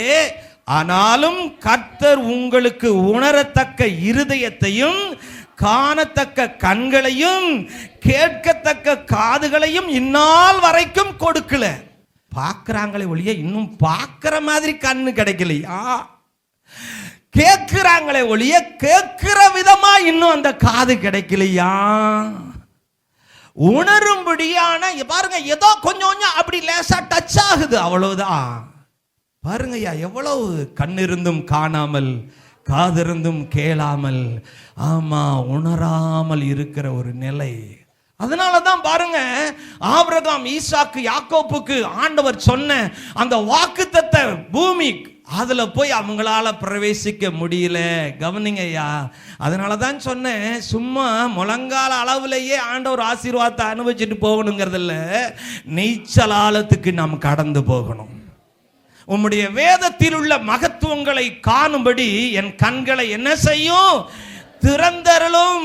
எபேசு சபைக்கு பவுல் இப்படி ஜெபம் பண்றாரு, உங்களுக்கு பிரகாசமான மனக்கண்களை கர்த்தர் தரும்படி நான் உங்களுக்காக வேண்டிக் கொள்கிறேன் அப்படிங்கிறாரு. கவனிங்க, நம்ம கண்ணால பார்க்கறது, இந்த காதால கேட்கறது இல்ல. ஆண்டவர் அவர் வைத்திருக்கிற அந்த ஆவிக்குரிய கண்கள், மனக்கண்கள், நாம் அவரால் திறக்கப்படும் போது ஆண்டவருடைய அதிசயத்தையும் ஆண்டவர் நமக்காக செய்த, மற்றவர்களிடத்தில் செய்த சோதனைகள், பெரிய அற்புதங்கள், அதிசயங்கள், இதையெல்லாம் கண்டு உணரும்படி தேவன் நமக்கு கிருபை தருவார். இங்க பாருங்க, 40 வருஷமா எப்படியாவது இந்த எகிப்திலிருந்து விடுதலையான இந்த பெரிய 6 லட்சத்து ஜனங்கள் எப்படியாவது உணர்ந்துக்குவாங்களா அப்படின்னு சொல்லி 40 நாள்ல போய் சேர வேண்டிய அந்த பயணத்தை 40 வருஷம் ஆக்கினார். யாத்திராகமம் 13வது அதிகாரத்தில் பாருங்க, 17வது வசனத்துல, பெலிஸ்தியரின் தேச வழியாய் போவது சமீபமானாலும் தேவன் அவர்களை அந்த வழியாய் நடத்தாமல் சிவந்த சமுத்திரத்தின் வழியாக எங்க போக வைக்கிறார்? வனாந்தரத்தில் போக வைக்கிறார். அதாவது 40 நாள்ல போய் சேர வேண்டிய அந்த பயணத்தை ஆண்டவர் 40 வருஷமாக்கினதற்கு காரணம், எப்படியாவது ஆண்டவருடைய காரியங்களை அறிந்து கொள்வார்கள், உணர்ந்து கொள்வார்கள், பெற்றுக்கொள்வார்கள், சீர்படுவார்கள் அப்படிங்கிறதுக்காகத்தான். ஆண்டவர் உங்களுக்கு ஆயுசை கூட்டி கொடுத்திருக்கிறதும் அதுக்காகத்தான். இது ஏன் சபையை கெடுத்துட்டு இருக்கு, இது ஏன் நிலத்தை கெடுத்துட்டு இருக்கு, இதை வெட்டி போடணும் பரலோகத்திலிருந்து உங்களுக்கு மரண ஆர்டர் வந்தாச்சு. ஆனாலும் ஏதோ ஊழியக்காரனுடைய ஜபத்தின் நிமித்தமாக அவங்க கண்ணு காணணும், உணரணும் அப்படின்னு சொல்லி ஆண்டவர் எப்படியாவது இந்த வருஷமும் இருக்கட்டும், நான் கொத்தி என்ன செய்வேன், எரு போடுவேன், கனி கொடுத்தா சரி, இல்லாட்டினா என்ன செய்ய போட்டோம். சரி, அடுத்தது நான் அதை விவரமா அடுத்து சொல்றேன். இப்ப கவனிங்க, இப்ப மறுபடியும் வாசிங்க. உபாகமம் 29:5 வசனத்தை வாசிங்க. கர்த்தராகிய நான் உங்கள் தேவன் என்று நீங்கள் அறிந்து கொள்ளும்படிக்கு நான் 40 வருஷமா உங்களை வனாந்தரத்திலே நடத்தினேன். அல்லேலூயா. இங்க கவனிங்கய்யா, ஆண்டவருடைய நடத்துதலிலேயும் உங்க வாழ்க்கையில வனாந்தரம் வந்திருக்குதுன்னா ஒருத்தர் கவலைப்படாதீங்க. வறட்சியில இருக்கிறீங்க, வறுமையில இருக்கிறீங்க, கஷ்டத்துல கடன்ல இருக்கிறீங்க, போராட்டத்தில் இருக்கிறீங்க, கர்த்தர் அப்படித்தான் உங்களை நடத்துகிறார்னா கவனிங்க. கர்த்தருடைய வல்லமையை நீங்கள் அறிந்து கொள்ள வேண்டும் என்பதற்காக ஆண்டவர் என்ன செய்கிறார்? வனாந்தரத்திலே வழி நடத்துகிறார். வனாந்தரத்திலே அப்படி நடத்தினாலும் கீழே என்ன சொல்றாரு? உங்கள் மேல் இருந்த வஸ்திரம் பழமையாய் போகவில்லை, உங்கள் கால்களில் இருந்த பாதரட்சைகள் பழமையாய் போகவில்லை. கவனிங்கய்யா, காலில் இருக்கிற செருப்பு முதல் கொண்டு ஆண்டவருக்கு கவனமா இருக்கார் பாருங்க. தேஞ்சு போற செருப்பு தேஞ்சிடக்கூடாதுன்னு கவலை. நீங்க கவலைப்படுறீங்களோ இல்லையோ, இது இல்லைன்னா வேற ஒண்ணு அப்படின்னு இருக்கிறீங்க. ஆண்டவர் பாருங்க, வனாந்தரத்துல அப்பா செருப்பு கடைக்கு என் பிள்ளைங்க எங்க போகும்னு சொல்லி செருப்பை கூட தேய விடாம, செருப்புல இருக்கிற வாறு கூட கலர் மாறாம, ஏன்னா எகிப்தியர் வீட்டுல கொள்ளையடிச்சது அதெல்லாம் அவன் வாங்கி வச்சிருந்ததை இவங்க போட்டுட்டு வந்தா பாருங்க, ஷூவெல்லாம் அது எதுவுமே மாறவே இல்லை, எதுவும் தேயில, செருப்பு தேயில, ட்ரெஸ் எல்லாம் பழமையா போகல. என்ன நடந்தது? ஒருவனுக்கும் ஒன்றும். கர்த்தருக்கு ஸ்தோத்திரம். கொஞ்சமாய் சேர்த்தார்கள் மன்னாவை, கொஞ்சமாய் சேர்த்தவனுக்கு குறைவுபடவே இல்லை. கோத்திரத்திலே பலவீனமானவன் ஒருவனுமே இல்லை. எவ்வளவு அற்புதமா ஆண்டவர் நடத்தினார் பாருங்க. கைதட்டி ஆண்டவருக்கு நன்றி சொல்லுங்க. 114 சங்கீதத்துல ஆச்சரியமா ஆண்டவர் அவங்கள வழி நடத்தினார பாருங்க. அத ரொம்ப ஆச்சரியமா அந்த சங்கீதத்துல சொல்றா பாருங்க. 114 சங்கீதத்தை பாருங்க. இஸ்ரவேல் எகிப்திலும் யாக்கோப்பின் குடும்பம் அந்நிய பாஷைக்காரரான ஜனத்திலும் இருந்து புறப்பட்ட போது யூதா அவருக்கு பரிசுத்த ஸ்தானமும் இஸ்ரவேல் அவருக்கு ராஜ்யமும் ஆயிற்று. 3வது வசனத்தை பாருங்க. கடல் கண்டு விலகி ஓடிற்று, யோர்தான் பின்னிட்டு திரும்பினது, மலைகள் ஆட்டுக்கடாக்களை போலவும் குன்றுகள் ஆட்டுக்குட்டிகளை போலவும் துள்ளிற்று.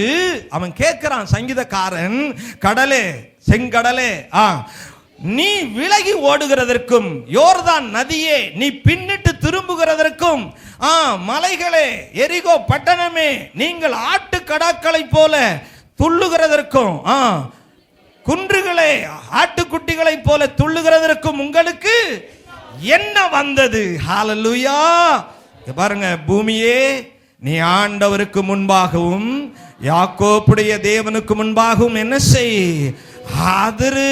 இங்க பாருங்க, வனாந்தரத்தில் கர்த்தர் இவர்களை வழி நடத்தினாலும் ஆண்டவர் பாருங்க கானான் கொண்டு போய் சேர்க்கிற வரையிலேயும் அவர்களுக்கு, அதாவது மீட்டு கொண்ட இஸ்ரவேல் சபைக்கு முன்பதாக அவர் நல்ல மேய்ப்பனாய் முன்னே போகிறார். ஹல்லேலூயா.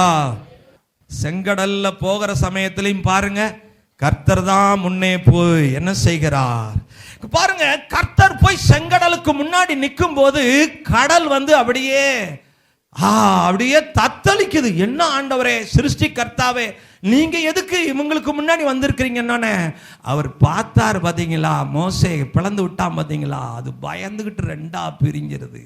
யோர்தானும் அப்படித்தான், எரிகோவும் அப்படித்தான், வனாந்தரமும் அப்படித்தான். சொல்லுங்க, நம்ம 139ஆம் சங்கீதத்துல தாவீது அரசன் சொல்றான், கர்த்தாவே உமக்கு இருளும் சரி வெளிச்சமும் சரி, அது இருளா இருந்தாலும் சரி வெளிச்சமா இருந்தாலும் சரி எனக்கு ஒன்றும் பாதிப்பு கிடையாது. காரணம் அவர் முன்னே போகிறார். ஆமா, யோவான் சுவிசேஷம் 10வது அதிகாரத்தில் 3வது 4வது வசனத்தை படிச்சு பாருங்க. மெய்ப்பனானவன் இயேசுதான் அங்க நல்ல மெய்ப்பன் அந்த அதிகாரத்தில் சொல்றாரு. அவர் முன்னாடி போகிறாராம், ஆட்டை எல்லாம் மேய விட்டுட்டு இவர் முன்னே ஆடுகளுக்கு முன்னே போகிறாராம். கர்த்தர் உங்களுக்கு முன்னே போவார்னு மோசே சொன்னான் பாத்தீங்களா, அந்த மாதிரி கர்த்தர் புறப்பட பண்ணினதான வழி நடத்துகிற அந்த ஜனங்களுக்கு முன்பதாக, சபைக்கு முன்பாக அவர் முன்னே போகிறார். புதிய ஏற்பாட்டில் நம்ம ஆண்டவருக்கு 3 மெய்ப்பன்னு சொல்லப்பட்டிருக்கு. குறிச்சுக்கங்க, எபிரேயர் 13வது அதிகாரம் 20வது வசனத்தில் ஆடுகளின் பெரிய மெய்ப்பன்னு சொல்லப்பட்டிருக்கு. 1 பேதுரு 5வது அதிகாரம் 4வது வசனத்திலே அவர் பிரதான மெய்ப்பன்னு சொல்லப்பட்டிருக்கு. யோவான் சுவிசேஷம் 10வது அதிகாரம் 11வது வசனத்திலே நமக்காக ஜீவனை தந்து நமக்காக கவலையோடு இருந்து நம்மை நடத்துகிற நல்ல மேய்ப்பன்னு சொல்லப்பட்டிருக்கிறது. அந்த மேய்ப்பன் நமக்கு முன்னே போய் வனாந்தரமாய் இருந்தாலும் அங்கேயும் வளத்தை உருவாக்க அவர் வல்லவர். அந்த வல்லமையுள்ள தேவன் என்பதை தேவ ஜனங்கள், வீட்டுக் கொள்ளப்பட்ட ஜனங்கள் அறிந்து கொள்ள வேண்டும். அப்படிங்கிறதுக்காக பாருங்க, எந்த ஆதரவும் இல்லாத வனாந்தரத்துக்கு ஆண்டவர் கொண்டு போயிட்டார். மனுஷர் வாழ முடியாத இடம். நீங்க எரேமியா 2வது அதிகாரத்தை படிச்சு பாருங்க. இஸ்ரவேல் ஜனங்கள் இருந்த அந்த இடத்துல மனுஷர் தங்கவே முடியாது, வாழ முடியாது. ஆனா அந்த இடத்திலேயும் யாருக்கும் எந்த பாதிப்பும் இல்லாம பகலில் மேகஸ்தம்பமாய் இரவில் அக்கினி ஸ்தம்பமாய் அவங்களுக்கு எந்த பாதிப்பும் இல்லாம ஆண்டவர் கொண்டு போய் சேர்த்தார். அவங்க எப்போ பாவம் செஞ்சாங்களோ அப்பதான் பாதிப்பு வந்தது. கொள்ளிவாய் சர்ப்பம் எல்லாம் எப்போ வந்தது? ஆமா, அவங்க தவறு செய்த கர்த்தருடைய பாதுகாப்பை விளக்குகிற நேரத்திலே, கர்த்தர் பாதுகாப்பை விளக்குகிற நேரத்துல தான் அந்த பாதிப்பு வருகிறது. கர்த்தருக்கு ஸ்தோத்திரம். சரி, ஆண்டவர் அவர் சர்வ வல்லவர் என்பதை நிரூபிப்பதற்காக வனாந்தரத்திலே நடத்துகிறார். நீங்க எந்த ஆதரவும் இல்லாம தனித்து இருக்கிறீங்கன்னா உங்களுக்கு ஆண்டவருடைய ஆதரவு அதிகமா கிடைக்கும். அதுக்காகவே ஆண்டவர் அவரை நோக்கி நீங்க பார்க்கணும் அப்படின்னு சொல்லி அந்த சூழலை ஆண்டவர் அனுமதிச்சிருக்கிறார். 2வது காரியம், இந்த இஸ்ரவேல் ஜனங்கள் வனாந்தரத்தில் இருக்கும்போது என்ன பாதிப்புனாலும் அவரை நோக்கித்தான் பரிகாரம் பெற வேண்டும் என்று சொல்லி ஆண்டவர் வனாந்தரத்தில் வழி நடத்தினார். இவங்க ஊருக்குள்ள வழி நடத்தி இருந்தா யாருக்காவது ஏதாவது கை கால் உடஞ்சிருந்தா அல்லது யாருக்காவது ஏதாவது ஒரு வியாதி வந்திருந்தா ஆஸ்பத்திரிக்கு ஓடி இருப்பாங்க. ஆனா ஆண்டவர் என்ன பண்ணார்? எடுத்து வாசிங்க பார்க்கலாம். யாத்திராகமம் 15வது அதிகாரம் 26வது வசனத்தை எடுத்து பாருங்க. நானே உன் பரிகாரியாகிய கர்த்தர். இங்க பாருங்க, வியாதிக்கு மட்டும் கிடையாது, கிறிஸ்துவுக்குள்ள கர்த்தர் உங்களை வழி நடத்துறாருன்னா உங்க வாழ்க்கையில என்ன பாதிப்புனாலும் அவர் பரிகாரியா இருக்கிறார். சொல்லுங்க, அவர். அதனாலதான் பாருங்க, யாருக்கும் எந்த பாதிப்புமே கிடையாது, எந்த பாதிப்பும் கிடையாது, எந்த பாதிப்பும் கிடையாது. அல்லேலூயா. என்ன பாதிப்புனாலும் சரி, என்ன குறையினாலும் சரி, என்ன காரியமா இருந்தாலும் அவங்க கர்த்தரை நோக்கி தான் பார்க்கணும். வேற யாரும் சொந்த பந்தத்துக்கு லெட்டர் போடக்கூடாது. கவனிங்க, கர்த்தரையே தன் நம்பிக்கையாய் கொண்டிருக்கிற மனுஷன் பாக்கியவான். அவரை தான் நம்பி இருக்கணும், அவரையே நம்பி இருக்கணும். காரணம், அவர் நம்மை நடத்துகிற தேவன். சொந்த பந்தங்களை வெறுக்க வேண்டாம், ஆமா, அவங்களை விரோதிக்க வேண்டாம். உங்க நம்பிக்கை எல்லா காலத்திலும் எல்லா சூழ்நிலையிலையும் யார் மேல இருக்கணும்? கர்த்தர் மேல இருக்கணுங்கிறதுக்காகவே ஆண்டவர் வழி நடத்தினார். ஒரு வியாதியே வந்துருச்சு, கவலைப்படாதீங்க, டாக்டர்கிட்ட போறது தப்பு கிடையாது, மருந்து சாப்பிட்றதும் தப்பு கிடையாது. ஃபர்ஸ்ட் எந்த டாக்டர்கிட்ட சொல்லணும்? தமிழ்ல பரிகாரின்னு இருக்கு பார்த்தீங்களா, இங்கிலீஷ்ல டாக்டர்னு அர்த்தம், பிசிசியன் சொல்லப்பட்டிருக்கிறது, மருத்துவர்னு சொல்லப்பட்டிருக்கு. மருத்துவர்ல இப்பெல்லாம் போய் பார்த்தீங்கன்னா ஆஸ்பத்திரியில் நிறைய டிபார்ட்மெண்ட் இருக்கு. மருத்துவர்ல கண்ணுக்கு தனியாக ஒருத்தர், காதுக்கு, மூக்குக்கு, இப்படி இப்படி எல்லாம் இருக்குது பார்த்தீங்களா. நம்ம ஆண்டவர் அப்படி கிடையாது. எல்லா ஆல் டிபார்ட்மெண்ட்டும் அவரை ஆளின் ஆள். ஆமா, எந்த பாதிப்பா இருந்தாலும் ஏதேன் தோட்டத்தில் பாருங்க, அவரே மயக்க மருந்து டாக்டரா இருந்தார், அவரே ஆபரேஷன் டாக்டர், அவரே சர்ஜன். ஆமா, மயக்க மருந்து கொடுத்து அவரே விழாவை அறுத்து அவரே எலும்பு எடுத்து. ஆனா இப்ப இருக்கிற டாக்டர் மாதிரி கிடையாது. இவங்களுக்கு அறுக்க தெரியும், ஒட்ட தெரியும், ஆனா ஒன்ன உருவாக்க தெரியாது. ஒரு பெண்ணை உருவாக்க முடியுமா? ஒரு ஆண் எலும்பை எடுத்து எந்த டாக்டர்னாலும் முடியாதுன்னு. அப்படின்னா நம்ம டாக்டரை நீங்க எவ்வளவு நம்பணும் பாருங்க. சொல்லுங்க ஐயா, நம்ம டாக்டரை எப்படி நம்பணும் பாருங்க ஐயா. டாக்டர் பாருங்க, அவங்க ஏதோ உங்க சரீரத்தில் இருக்கிறத அனுமானமா ஏதோ இப்படி இருக்கலாம் அப்படி இருக்கலாம் ஏதோ சொன்ன உடனே இவங்க அதையே தேவ வாக்கா நம்பி, ஐயோ டாக்டர் இப்படி சொல்லிட்டாரே, இப்படி ஆயிருப்போம். அப்படி பெரிய டாக்டர் அங்க இருக்கிறார். அவர்தான் உங்களை வழி நடத்துகிறவர். சொல்லுங்க, எந்த சூழ்நிலையில இருந்தாலும் எந்த பாதிப்பா இருந்தாலும் தேவனுக்கு தெரியப்படுத்துங்கள். பிலிப்பியர் 4:6 எப்படி இருக்கு? நீங்கள் ஒன்றுக்கு கவலைப்படாமல் எல்லாவற்றையும் குறித்த வேண்டுதல் விண்ணப்பங்களை ஸ்தோத்திர ஜெபத்தோடு யாருக்கு தெரியப்படுத்தணும்? அதனால கர்த்தாவே நீங்க தப்பா பரிகாரி. அவ பாருங்க, ஆண்டவர் அப்படி நீங்க அவரை தேடினா அவர் சுகம் தரணும். அது மட்டும் இல்ல, ஒருவேளை வைத்தியத்துக்கு அவர் அனுமதிச்சா சரியான ஆஸ்பத்திரிக்கு சரியான டாக்டர்கிட்ட கூட அவர் வழி நடத்த முடியும்.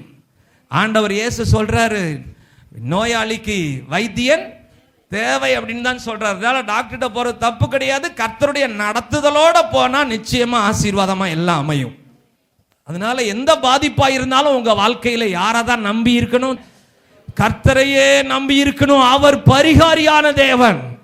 நம்முடைய பாதிப்புகளை எல்லாம் அவர் பரிகரிக்கிற தேவன். நீங்க கர்த்தர்ட்ட சொல்லணும், ஏசப்பா நீங்க தான் என்னை வழி நடத்துறீங்க, உங்களை தவிர எனக்கு ஆதரவு கிடையாது, என்னுடைய பாதிப்பை பரிகரிக்க உங்களால தான் முடியும். அந்த மாதிரி நீங்க ஜெபம் பண்ணி நம்பி பாருங்க, உங்க பாதிப்பெல்லாம் மலை போல வர்றதெல்லாம் பனி போல ஆண்டவர் மாற்றுவார். ஹல்லேலூயா. இருளை எல்லாம் வெளிச்சமாக்குவார். மூன்றாவது, ஆண்டவர் ஏன் அவங்கள வனாந்தரத்துல வழி நடத்தினார்? முதல்ல அவருடைய சர்வ வல்லமையை மக்கள் புரிஞ்சுக்கணும். அதுக்காக ஆண்டவர் அவங்களுக்கு முன்னாடி கடலை பிளக்கிறார், எரிகோவை தகர்க்கிறார், வனாந்தரத்திலையும் பெரிய அற்புதங்கள் எல்லாம் செய்கிறார், கற்பாறையிலிருந்து தண்ணீரை வரவழைக்கிறார். அதனால இரண்டாவது, எந்த தேவையா இருந்தாலும் இந்த கர்த்தர்ட்ட தான் போகணும், வேற மனுஷரை நம்ப கூடாது, மனுஷரை சார்ந்திருக்க கூடாது அப்படின்னு சொல்லி அந்த பாடத்தை கற்றுக்கொள்றதுக்காக 40 வருஷம் ஆண்டவர் வனாந்தரத்திலேயே அற்புதமா நடத்துறாரு. மூணாவது காரியம், ஆண்டவருடைய வார்த்தையிலே அவங்க வளரணும், வார்த்தைக்கு கீழ்ப்படியணும், வார்த்தையை கற்றுக்கொள்ளணும், வார்த்தையின்படி நடக்கணும். யாத்ராகமம் 16வது அதிகாரம் 28வது வசனத்துல பாருங்க, மன்னாவை சேகரிக்கிற காரியத்துல கூட ஆண்டவர் ஒரு ஒழுங்கை ஏற்படுத்தினார். என்ன ஏற்படுத்தினாரு? எல்லாரும் சாப்பிட்டுட்டு மீதியை சாயங்காலம் என்ன செஞ்சிடணும்? நெருப்புல சாம்பல் ஆக்கிரணும்னு சொன்னார். யாரும் மீதி வைக்க கூடாதுன்னார். வச்சாங்க. வைக்காதன்னா வச்சான். ஓய்வு நாள்ல 7ஆம் நாள் மன்னா பொழியாதுன்னு ஆண்டவர் ஏற்கனவே சொல்லிட்டார். ஆனாலும் இவன் கூடைய தூக்கிட்டு போறான். அந்த வசனம் எப்படி இருக்கு பாருங்க, படிங்க படிங்க பார்க்கலாம். யாத்ராகமம் 16வது அதிகாரம் 28வது வசனத்தை பாருங்க. ஆண்டவர் எவ்வளவு வேதனையா சொல்றார் பாருங்க. என் கட்டளைகளையும் என் பிரமாணங்களையும் கை கொள்ள எந்த மட்டும் மனதில்லாம இருப்பீங்க.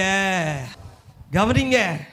அடுத்தது பாருங்க, 19வது அதிகாரம் 5வது 6வது வசனத்தை பாருங்க. ஆண்டவர் எப்படி சொல்றார் பாருங்க, என்னுடைய வார்த்தையின்படி நீங்க செய்ய கவனமா இருந்தா நீங்க தான் எனக்கு சொந்த ஜனம். நான் உங்களுக்காக நான் என்ன வேணாலும் செய்வேன், எதை வேணாலும் செய்வேன். எவ்வளவு உரிமை பாராட்டி சொல்றாங்க பாருங்க. இந்த 40 வருஷமா இந்த ஜனங்களை திருத்தவே முடியலையா? என்ன ஜனம் இந்த ஜனங்க? இந்த அதே மாதிரி லேவியராகமம் 18வது அதிகாரம் 2வது வசனத்துல இருந்து 5வது வசனம் வரையிலும் பாத்தீங்கன்னா அங்கேயும் கர்த்தர் இப்படித்தான் சொல்றாரு. நீங்க எகிப்தில ஒரு கலாச்சாரத்தை படிச்சீங்களே, அப்படியே வாழ்ந்தீங்களே, அப்படி வாழாதீங்க. அடுத்தது இப்ப நீங்க கானான் தேசத்துக்கு போக போறீங்களே, அங்கேயும் ஒரு கலாச்சாரம் இருக்கு, அந்த கலாச்சாரத்தையும் பின்பற்றாம நான் சொல்லுகிற என்னுடைய வார்த்தையின் ஒழுங்கின்படி வாழுங்கன்னு சொன்னார் பாத்தீங்களா? இதுக்காகவே 40 நாள் போய் சேர வேண்டிய பயணத்தை 40 வருஷமாக்குனார் பாத்தீங்களா?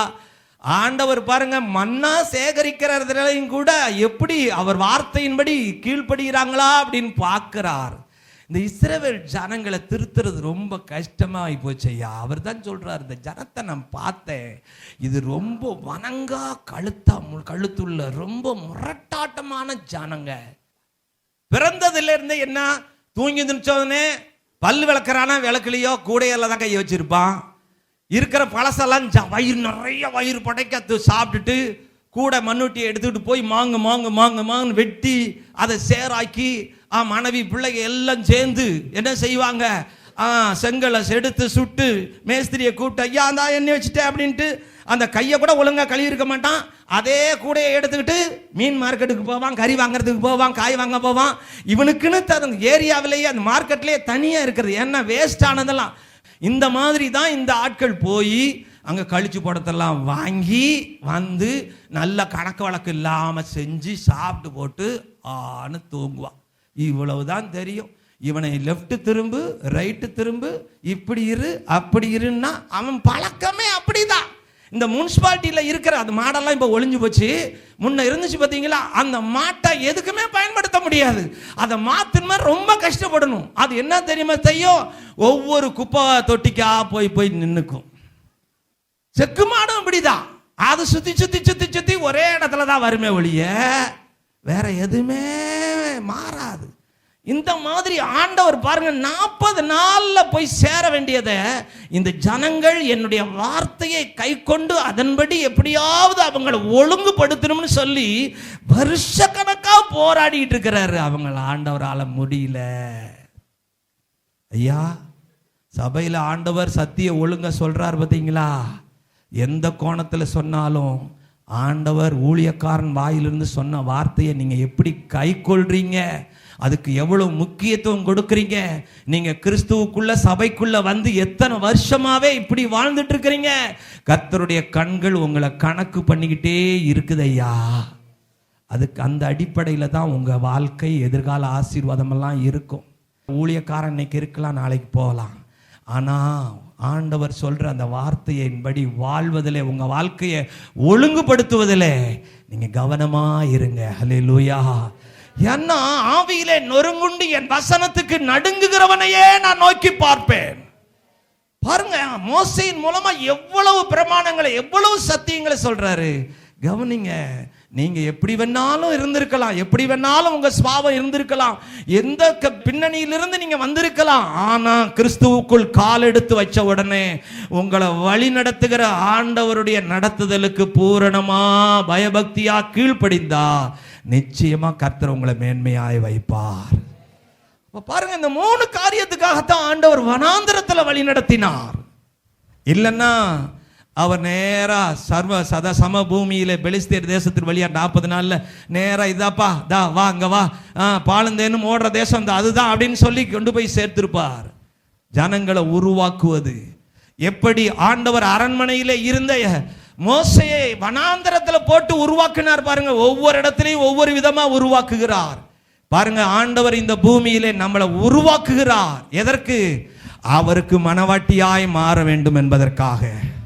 ஆமா, அவருடைய வசனத்தின்படி நம்முடைய வாழ்க்கை உருவாக்கப்படுகிற வேளையிலே பரலோகத்திலே அவருக்கு மனவாட்டியாய் அவரை போல பரிசுத்தவான்களாய் நாம் பரலோகத்திலே வாழ முடியும். அல்லேலூயா.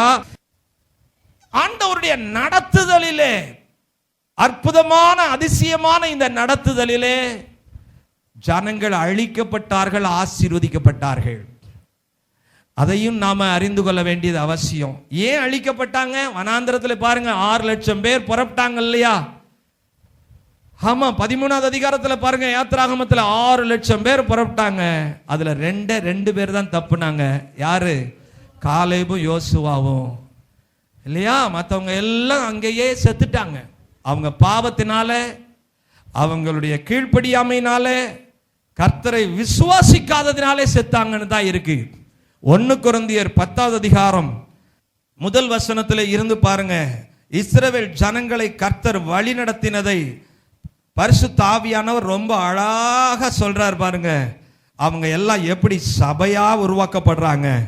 அவங்க மேகத்திற்கு கீழாக இருந்தார்கள். அவங்க எல்லாரும் மேகத்திற்கு கீழாக ஞானஸ்நானம் பெற்றாங்க. இதெல்லாம் தெரிஞ்சுக்கணும். நீங்க தெரிஞ்சுக்கங்க. செங்கடல்ல அவங்க வரும்போதே ஆண்டவர் அவங்களுக்கு ஒரு ஞானஸ்நானம் கொடுத்துட்டாராம். கவனிங்க, செங்கடல் தண்ணீர் இப்படி மலை மாதிரி ரெண்டு பக்கமும் இருக்கு, மேல மேகம், மேகத்திலையும் தண்ணி, சைட்லையும் தண்ணி. இவங்க உள்ள போறாங்க. முழுக்கு ஞானஸ்நானம் தான் சரியான ஞானஸ்நானம். தெளிப்பு ஞானஸ்நானம் சரியான ஞானஸ்நானம் கிடையாது. குழந்தை ஞானஸ்நானமும் சரியானது கிடையாது. அல்லேலூயா.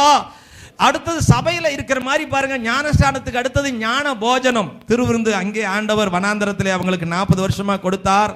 அது வானத்திலிருந்து கர்த்தரை நேரடியாய் கொடுத்த அப்பம். இதெல்லாம் பாருங்க சபையில் இருக்கிற மாதிரியே ஆண்டவர் சொல்லிட்டு, இவங்க எல்லாம் ஞான பானத்தை குடித்தார்கள், ஞான போஜனத்தை குடித்தார்கள். கர்மலையாகிய கிறிஸ்து தான் அதை கொடுத்தார். 5வது வசனத்தை பாருங்க.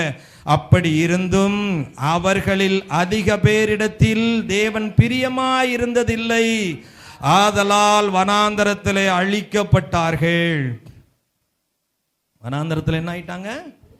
அவங்க செஞ்ச பாவம் எல்லாம் 6வது வசனத்திலே இருந்து இருக்கு. இச்சித்தார்கள், அவங்க இஷ்டத்துக்கு இருந்தாங்க, விக்கிரகாராதனை செஞ்சாங்க, வேசித்தனம் பண்ணினாங்க, கிறிஸ்துவை பரிச்சு பார்த்தாங்க, முறுமுறுத்தாங்க. இப்படி எல்லாம் பாருங்க அற்புத நடத்துதலிலே ஆண்டவர் அவங்களுக்கு எந்த குறைவும் இல்லாம ஆசீர்வாதமா நடத்தினார். வானத்திலிருந்து மன்னா வந்தது, ஆனா ஒரு ஆளுக்கும் தெரியாது. ஆண்டவர் அவங்க விருப்பப்படி காடைகளை கொடுத்தார், கற்பாறையிலிருந்து தண்ணீரை கொடுத்தார். ஆனாலும் அவங்களுக்கு கொஞ்சம் கொஞ்சம் ஆண்டவர் டெஸ்ட் பண்றார். நம்மளை நம்பி இருக்கிறாங்களா, அவங்களுடைய நிலை விசுவாசம் எப்படின்னு சொல்லி ஆண்டவர் சோதிக்கிற வேளையிலே அவங்க என்ன ஆயிட்டாங்க? அவிசுவாசப்படுறாங்க, கீழ்ப்படியாம முரட்டாட்டம் பண்றாங்க. கர்த்தர் அவர்களை அங்கேயே என்ன செய்துட்டார்?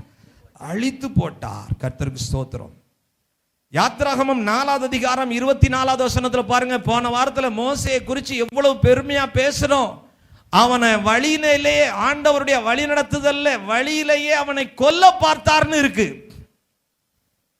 1 சாமுவேல் 2வது அதிகாரம் 6வது வசனத்துல தான் அன்னாள் சொல்றா, கர்த்தர் கொல்லவும் உயிர்ப்பிக்கவும் வல்லமை உள்ளவர். மோசே ஏன் கொல்ல பார்த்தாரு? கீழே நீங்க படிச்சு பார்த்தீங்கன்னா அவன் பையன் விருத்த சேதனம் பண்ணாம இருக்கிறான். அவன் மனைவி மீதியானிய ஸ்திரீ தானே, எத்தியோப்பிய ஸ்திரீ. அவ வேற கலாச்சாரம், வேற மதம். பாருங்க, இப்படி ஆண்டவர் இவ்வளவு பெரிய மனுஷனுக்கு இப்படி ஒழுங்கான மனைவி கிடையாது. இந்த பாருங்க, இப்போ குடும்பத்துல மோசேக்கு அவ கீழ்ப்படியாம இருந்திருக்கலாம். அவன் சொல்லி இருப்பான், என்ன சொல்லி இருப்பான்? விருத்த சேதனம் பண்ணணும், அதான் கர்த்தருக்கு பிரியம் சொன்னா, இல்ல பரவாயில்ல, நீங்க பண்ணியிருக்கிறீங்களா, உங்க ஆண்டவர் உங்களோட இருந்துட்டு போகட்டும், நீங்க போய் ஊழியம் செஞ்சுக்க, நானும் என் பையனும் எப்படியோ இருந்துக்கிறோம், அப்படி இப்படின்னு சொல்லி கர்த்தர் இந்த நிலையிலே ஆண்டவர் மோசையை கொல்ல பார்க்கிறார். எவ்வளவு பெரிய ஆளா இருந்தாலும் சரி, கவனிங்க, ஆண்டவர் கிருபையாதான் நம்ம தப்பி இருக்க முடியும். சொல்லுங்க, கிருபையாதான் தப்பி இருக்க முடியும். 2ஆம் சங்கீதத்தில் பாருங்க, 10வது வசனத்திலிருந்து பாருங்க 12வது வசனம் வரையிலையும், இப்பொழுதும் ராஜாக்களே, பூமியின் நியாயாதிபதிகளே, ராஜாக்களுக்கு நியாயாதிபதியிலிருந்து ஆண்டவர் சொல்றாரு, பொது ஜனங்களே உணர்வடையுங்கள். என்ன செய்யுங்க? உணர்வடையுங்க. எச்சரிக்கையாயிருங்க. பயத்தோட கர்த்தரை சேவிங்க, நடுக்கத்துடனே களி கூறுங்க. ஏன்? குமாரன் கோபம் கொள்ளாமலும் நீங்கள் வழியிலே அழியாமலும் இருக்க அவருடைய பாதத்தை என்ன செய்யுங்க? முத்தம் செய்யுங்கள். கொஞ்ச காலத்திலே அவருடைய கோபம் பற்றி எரியும். அவரை அண்டிக் கொள்ளுகிற யாவரும் பாக்கியவான்கள். ஐயா கவனிங்க ஐயா, கர்த்தருக்கு ஸ்தோத்திரம். நிற்கிறேன் என்று சொல்லுகிறவன் விழாதபடிக்கு என்ன செய்யணும்? கவனமா இருக்கணும். ஆமா, ஆசீர்வாதமா இருக்கிறோம்னு நினைச்சிடாதீங்க, குறையில்லை, எந்த இது இல்லைன்னு நினைச்சிடாதீங்க. ஆமா, வழியிலே அழிந்திராதபடி ஆண்டவருடைய வழி நடத்துதலிலே அழிவும் இருக்கிறது. 2 பேர் படுத்திருப்பாங்க, ஒருத்தர் எடுத்துக்கொள்ளப்படுவார், ஒருவர் கைவிடப்படுவார். இந்த வசனம்லாம் இருக்கு பாருங்க. 2 பேர் படுத்திருப்பாங்க, புருஷன் மனைவி. மனைவி சரியா இருந்தா எடுத்துக்கொள்ளப்படுவா, புருஷன் இருப்பான். புருஷன் சரியா இருந்திருந்தான்னா என்ன செஞ்சிருப்பான்? 2 பேர் வயல்ல வேலை செஞ்சுட்டு இருப்பாங்க, தகப்பனும் மகனும் வேலை செஞ்சுட்டு இருப்பாங்க. ஒருத்தன் எடுத்துக்குவான், எவன் ஒருத்தன் சரியா இருக்கானோ அவன் எடுத்துக்குவான். 2 ஸ்திரீகள் எந்திரம் அழைச்சிட்டு இருப்பாங்க, தாய் மகனும். இப்பெல்லாம் அதெல்லாம் கிடையாது. இப்போ கிரைண்டர்ல போட்டு ஒரு ஆள் கழுவுது, ஒரு ஆள் எடுக்குதுன்னு வைங்கள. 2 பேரும் பண்ணிட்டு இருக்கிறாங்க. ஒருத்தர் எடுத்துக்கொள்ளப்படுறார், ஒருத்தர் கைவிடப்படுறார். அவ கவனிங்கய்யா, ஒருத்தர் நரகத்துக்கு போறாரு, ஒருத்தர் எங்க போறாரு? பரலோகத்துக்கு போறாரு. ஹல்லேலூயா. சத்தியம் புரியுதா உங்களுக்கு? அதனால பாருங்க, மத்தேயு எழுதின சுவிசேஷம் 25வது அதிகாரம் 34 41வது வசனங்கள்ல பாருங்க, ஒரு கூட்டம் ஆண்டவரால் வழி நடத்தப்பட்ட ஆடுகள் தான். இடதுக்கு பக்கம் இருக்கிற ஆட்களை பார்த்து என்ன சொல்றாரு? அதே சமயம் வலது பக்கம் இருக்கிறவங்களை பார்த்து ஆசீர்வாதம், பரலோக பாக்கியம். எல்லாருமே ஆண்டவர் தான் நல்ல மேய்ப்பனாய் இருந்து நடத்தினார். ஒன்னு புத்தியுள்ள கன்னிகை, ஒன்னு புத்தி இல்லாத கன்னிகை, ஒன்னு உண்மையான ஊழியன், உத்தமமான ஊழியன், இன்னொன்று உருப்படி இல்லாத ஊழியன். ஒரு தாளந்து பெற்றவன் ஒருத்தன் நரகத்துக்கு போறான், இன்னும் 2 பேர் எங்க போறாங்க? பரலோகத்துக்கு போறாங்க. ஆண்டவருடைய நடத்துதலிலே ஆசீர்வாதமும் இருக்கிறது, அழிவு ஆபத்தும் இருக்கிறது. ஆகையினால கவனமா இருங்க, ஆண்டவருடைய காரியத்திலே கவனமா இருங்க, தீவிரமா இருங்கயா.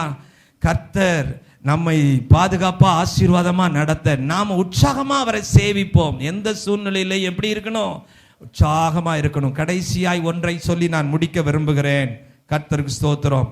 இஸ்ரவேல் ஜனங்களை வழி நடத்தினதிலே அந்த எகிப்திலிருந்து புறப்பட்ட தகப்பன்மார்கள் எல்லாம் சுமார் 6 லட்சம் பேர் எங்க மறந்து செத்து போயிட்டாங்க? வனாந்தரத்திலே செத்துட்டாங்க. வனாந்தரத்திலே பிறந்தாங்களே, அவங்களுக்கு வனாந்தரத்திலே தேவ பிரசன்னத்திலே பிறந்தாங்க பாத்தீங்களா? அந்த இளம் தலைமுறையினருக்கு கர்த்தர் இரக்கம் செய்தார். சொல்லுங்க, எங்க பிறக்கிறாங்க? இந்த சின்ன பசங்க எல்லாம் கை தூக்குங்க. வாலிப பிள்ளைகள்லாம் கை தூக்குங்க பார்க்கலாம். இன்னும் திருமணம் பண்ணாத ஆளெல்லாம் கை தூக்குங்க. ஹல்லேலூயா சொல்லுங்க. கர்த்தர் பாருங்க, வயசானவங்களுக்கு இல்லாத ஒரு பாக்கியத்தை உங்களுக்கு ஏற்படுத்தி இருக்கிறார். என்ன தெரியுமா? பாருங்க, அவங்களுக்கெல்லாம் அவங்கள மாத்தவே முடியல. ஆண்டவர் 40 வருஷமா அவங்களை எப்படியாவது உருவாக்கலான்னு பார்த்தார், முடியல. அவங்களுக்கு வந்த பாதிப்பெல்லாம் இந்த சின்ன பசங்க விவரம் தெரிய ஆரம்பிச்சதுல இருந்து அப்பாவுக்கு வந்தது, மற்றவங்களுக்கு வந்ததெல்லாம் பார்த்து பார்த்து பார்த்து அப்பப்பா நம்ம ஆண்டவருக்கு இப்படித்தான் வாழணும்னு சொல்லி அவங்க எல்லாம் தங்களை ஒழுங்குபடுத்தி கொண்டு, மோசே உபாகமத்தில் சொன்னா பார்த்தீங்களா, அதெல்லாம் கேட்டு அடுத்தது யோசுவா அவங்கள வழி நடத்தும் போது பார்த்தீங்கன்னா தகப்பன்மார்களுக்கு வந்த மாதிரியான பாதிப்பெல்லாம் கிடையாது. ரொம்ப ஈஸியா அவங்க யோர்தானை கடக்கிறார்கள், எரிகோவை தகர்க்கிறார்கள். ரொம்ப ஈஸியா ஆண்டவர் ஆபிரகாம், ஈசாக்கு, யாக்கோப்புக்கு வாக்கு பண்ணின பாலும் தேனும் ஓடுகிற தேசத்தை ஈஸியா சொந்தமாக்கிட்டாங்க. 7 பலத்த ஜாதிகளை ரொம்ப ஈஸியா ஜெயிச்சிட்டாங்க. வேவு பார்க்க போனாங்க பாத்தீங்களா, அவங்க அப்பா எல்லாம் என்ன சொன்னாங்க? அடே அப்பா, அது நல்ல தேசம்தான், ஆனா அங்க இருக்கிற ஆட்கள் எல்லாம் எப்படிப்பட்டவங்க? பயங்கரமான சரீரம், பயங்கரமான ஆட்கள். அவங்களுக்கு பக்கத்துல நாங்க போய் நிற்கும் போது பார்த்தா நாங்க வெட்டுக்கிளி மாதிரி இருந்தோம், அவங்க எல்லாம் பெரிய ஆளா இருந்தாங்க. அப்படிப்பட்ட ஜாதிகளை இந்த பிள்ளைகள் போய் ரொம்ப ஈஸியா ஜெயிச்சிட்டாங்க. ரொம்ப ஈஸியா, கஷ்டப்படவே இல்லை. காரணம் என்னன்னா, கர்த்தரே அவர்களுக்கு முன்பாக யுத்த வீரனாக, சேனை அதிபதியாக யுத்த உடையை தரித்து கொண்டு, பாருங்க யோசுவாவின் புஸ்தகம் 5வது அதிகாரத்தில் பாருங்க 14வது வசனத்தை பாருங்க. கர்த்தரே யுத்த வீரனை போல் அங்க யோசுவாவுக்கு முன்பாக நிற்கிறார்கள். ஹல்லேலூயா. இன்னும் யோர்தான் போய் இன்னும் கடக்கல. வாசிங்க அந்த வசனத்தை. கர்த்தரின் சேனையின் அதிபதி, கர்த்தரே ஒரு அதிபதியாக நிற்கிறார். மோசேக்கு முன்னாடி எப்படி அங்க யாத்திராகமம் 3வது அதிகாரத்தில் முச்சடியிலே நின்று, மோசே நீ நிக்கிற பூமி பரிசுத்த பூமி, உன் பாதரட்சையை கழட்டி போட்டுன்னு சொன்னாரா, அதே மாதிரி இங்கேயும் இவனுக்குன்னு சொல்றார். பாருங்க, கவனிங்க. ஒரு பெரிய வல்லமையான ஊழியத்தை துவங்குவதற்கு முன்னாடி முதல்ல பரிசுத்தம் வேணும். ஆமா, பரிசுத்தம், பரிசுத்தப்படுத்துகிறார். பரிசுத்த அலங்காரத்தோடு ஆராதனை. இப்போ கர்த்தரே முன்ன போகிறார். ரொம்ப ஈஸி. யோர்தான்ல போய் காலை வைங்க, 2ஆ பிரியும். ஏன்னா கர்த்தர் முன்ன போய் நிற்கும் போது யோர்தான் 2ஆ பிரியுது, எரிகோ தகர்கிறது. அந்த பலத்த சாதிகள் எல்லாம் கர்த்தரே யுத்தம் பண்றாருன்னு தான் யோசுவாவின் புஸ்தகத்தில் குறிச்சுக்கங்க. 10வது அதிகாரம் யோசுவா 10வது அதிகாரம் 14வது வசனம், 42வது வசனம், 23வது அதிகாரம் 3வது வசனம், 10வது வசனம், இத்தனை வசனங்களிலேயும் கர்த்தர் இஸ்ரவேலுக்காக யுத்தம் பண்ணினார் அப்படின்னு இருக்கிறது. இவங்க எல்லாம் ஈட்டியையும் பட்டயத்தையும் வச்சுக்கிட்டு ஏதோ செஞ்சாங்களே, செயல்பட்டாங்களே ஒழிய கர்த்தர் தான் என்ன செய்கிறார்? யுத்தம் பண்ணுகிறார். சேனை அதிபதியாய் புறப்பட்டு, கவனிங்க, கர்த்தர் உங்களை வழி நடத்தும் போது கர்த்தரே உங்களுக்காக யுத்தம் பண்ணுகிறார். கர்த்தரே உங்களுக்காக பேசுகிறார். கர்த்தரே உங்களுக்காக வழக்காடுகிறார். கர்த்தர் உங்களுக்கு எதிரான யுத்தங்களை முறியடிக்கிறார். அவரே முன்னின்று யுத்தம் பண்றார். அல்லேலூயா. அங்க பாருங்க, எகிப்தில அங்க ஒரு மாதிரி புறப்படும் போது நடந்தது. இங்க பாத்தீங்கன்னா ஆண்டவர் ஒவ்வொரு வீட்டில் பெரிய பெரிய பணக்கார வீடு தானே, கட்டாத வீட்டில் குடியிருப்பீங்க, வெட்டாத கிணத்துல நீங்க தண்ணி குடிப்பீங்க, அப்படி எல்லாம் ஆண்டவர் சொன்னார் பாத்தீங்களா. அந்த பெரிய பெரிய பணக்காரெல்லாம் பெரிய நாய் அது இதெல்லாம் வச்சுக்கிட்டு ரொம்ப இருந்துச்சு பாருங்க. ஆண்டவர் என்ன பண்ணார் தெரியுங்க, பெரிய பெரிய குலவிகளை உள்ள விட்டு அவங்க வீட்டிலலாம் விட்டு எல்லா ஆளுகளையும் அப்படியே துரத்திக்கிட்டு போறார். ஒருத்தன் கூட வீட்டை பூட்டல, சாவியை எடுக்கல, பீரோ சாவியெல்லாம் வீட்டிலே தான் இருக்குது. அல்லேலூயா. எப்படி ஆண்டவர் நம்ம நடத்துறாரு பாருங்க. அந்த குலவிக அப்படியே ஐயோ பாருங்க, எங்க வீட்டில் ஒரு குலவி வந்துச்சு அப்படின்னா பாத்துங்க, எல்லா குடும்பமே திரண்டு வந்துச்சு, எல்லாரையும் அது துரத்துது. எல்லாம் கட்டுன துணியோட லுங்கியோட ஓடுறான், துரத்திக்கிட்டே இருக்குது, திரும்ப வரல. கர்த்தர் யுத்தம் பண்ணார், இவங்கெல்லாம் போனாங்க, அவ்வளவுதான். சொல்லுங்கய்யா, நீங்க கர்த்தரை நம்பி நீங்க காரியம் செய்யும் போது கர்த்தர் உங்களுக்காக யுத்தம் பண்ணுவார். இவங்களெல்லாம் வீட்டை விட்டு துரத்தி விட்டார் பாருங்க. இவங்க போய் அழகா அந்த 7 ஜாதிகளுடைய வீட்டில் போய் எல்லாம் ஜாலியா அனுபவிச்சாங்க ஐயா. கட்டாத வீட்டில் குடியிருந்தார்கள், பாலும் தேனும் ஓடுகிற தேசத்தை ஈஸியா சுதந்திரிச்சாங்க. அவங்களுக்கு பங்கு பிரிக்கிறதுல கூட பிரச்சனையே கிடையாது. ஆண்டவரே முன்ன நின்று சீட்டு போட்டு, இந்த ரூபன் கோத்திரத்துக்கு இதுல இருந்து இது வரலையும், இந்த லேவிக்கு இவ்வளவு, இந்த இசக்காருக்கு இது இது, இந்த பென்யாமினுக்கு இது அப்படின்னு சொல்லி ரொம்ப ஈஸியா பங்கு போட்டு. யோசுவாவுக்கு ஒண்ணுமே இல்லை. யோசுவா கடைசியா ஒண்ணு சொல்லி சாக போற காலத்துல சொல்றான், அப்பா இப்படி நன்மை செய்த ஆண்டவரை நீங்க சேவிக்க மறந்துடக்கூடாது. அல்லேலூயா. நீங்க சேவிக்கிறீங்களோ இல்லையோ, நானும் என் வீட்டாரும் கர்த்தரையே சேவிப்போம். எல்லாரும் எழுந்து நிற்கலாமா? எழுந்து நிற்கலாமா? Praise the Lord. இஸ்ரவேல் சபையை வழிநடத்தின ஆண்டவர் இந்த புதிய ஏற்பாட்டு காலத்தில் உங்களையும் அவருடைய இரத்தத்தினாலே விடுதலை ஆக்கி, அவருடைய அதிசயத்தினாலே உங்களை காண பண்ணி, உங்களுக்கு எதிராக இடையூறாய் இருக்கிற எல்லா செங்கடலையும் யோர்தானையும் ஆண்டவர் ஆமென் எரிகோவையும் தகர்த்து, வனாந்திரத்திலேயும் வளமான அதிசயங்களை, அற்புதங்களை, ஆசீர்வாதங்களை, நன்மைகளை செய்து அவரே உங்களுக்கு முன்னாக சென்று எல்லா காரியங்களையும் அவர் செய்கிறார். அவரை நம்ம முன்ன வைப்போம். உங்க வாழ்க்கையில அவரை முன்ன வைங்க. அவர் உங்களை நடத்தட்டும். அவருடைய நடத்துதல்ல இருங்க. ஜீசஸ். சொந்து போகாதீங்க, வனாந்தரம்னு சொல்லி கலங்காதீங்க. உங்களை வழி நடத்துகிற ஆண்டவர் உங்களோடு கூட இருக்கிறார். உங்க பாதரட்சை கூட தேய அவர் அனுமதி கொடுப்பதே இல்லை. உங்க வஸ்திரம் வெளுத்து போக அவர் விரும்புகிறதே இல்லை. உங்களை குறித்து கரிசனை உள்ள தேவன். உங்களை அழைத்தவர் அவர் உண்மை உள்ளவர், அவர் வழி நடத்த வல்லமை உள்ளவர். ஆகவே அவரை நோக்கி நீங்க பேசுங்க, அவரை நோக்கி பாருங்க. அவர்தான் உங்க பரிகாரி, அவர்தான் உங்களை வழி நடத்துகிறவர். உங்க பாதிப்புக்கெல்லாம் அவர்தான் பரிகாரி. அவருடைய பாதத்திலே விழுந்து மன்றாடுங்க. சோர்ந்து போகாதீங்க. அவருடைய சர்வ வல்லமையை உங்க வாழ்க்கையில நீங்க அறிந்து கொள்ளணுங்கிறதுக்காகத்தான் வனாந்தரத்துல வழி நடத்தினார். எல்லா சூழ்நிலையிலேயும் நீங்க அவரையே நம்பி இருக்கணும் அப்படிங்கிறதுக்காகத்தான் வனாந்தரத்துல வழி நடத்தினார். உலக பிரகாரமான எந்த கலாச்சாரத்திலையும் நீங்க முழுகிற கூடாதுங்கிறதுக்காகத்தான் அவருடைய வார்த்தையை உங்க கையில கொடுத்திருக்கிறார்.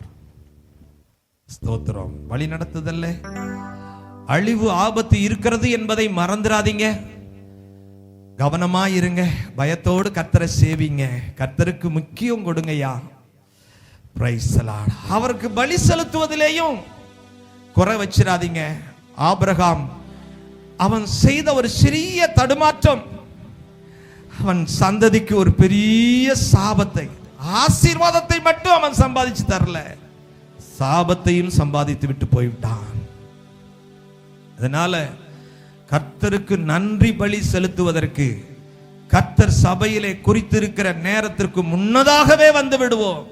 உற்சாகமாய் செயல்படுவோம், உற்சாகமா பலி செலுத்துவோம். கர்த்தருக்கு நன்றி பலி செலுத்துகிற ஆராதனையை நாம எக்காரணம் கொண்டும் நாம அசட்டை செய்துவிடக் கூடாது. ஆமென். அது எவ்வளவு பெரிய சாபத்தை சந்ததிக்கு வாங்கி கொடுக்கிறது. உங்க குடும்ப ஆசீர்வாதம், குடும்பத்தில் திடீரென்று வருகிற பாதிப்புகள், வேதனைகள், கண்ணீர் கலக்கங்கள், அது கூட ஒருவேளை இது இந்த காரணமாக கூட இருக்கலாம். அதனால ஞாயிற்றுக்கிழமை அப்படின்னா கர்த்தருக்கு மன மகிழ்ச்சியோடு பரிசுத்த அலங்காரத்தோடு ஆராதனை செய்ய வேண்டிய நாள். ஆகவே உற்சாகமாய் அவரை தேடி வருவோம். அவர் நம்மை வழி நடத்தட்டும். அவர் நமக்கு முன்னே சென்று கோணலை எல்லாம் நேராக்குகிறவர், தடைகளை எல்லாம் தகர்க்கிறவர், எரிகோவை தகர்க்கிற தேவன். அல்லேலூயா.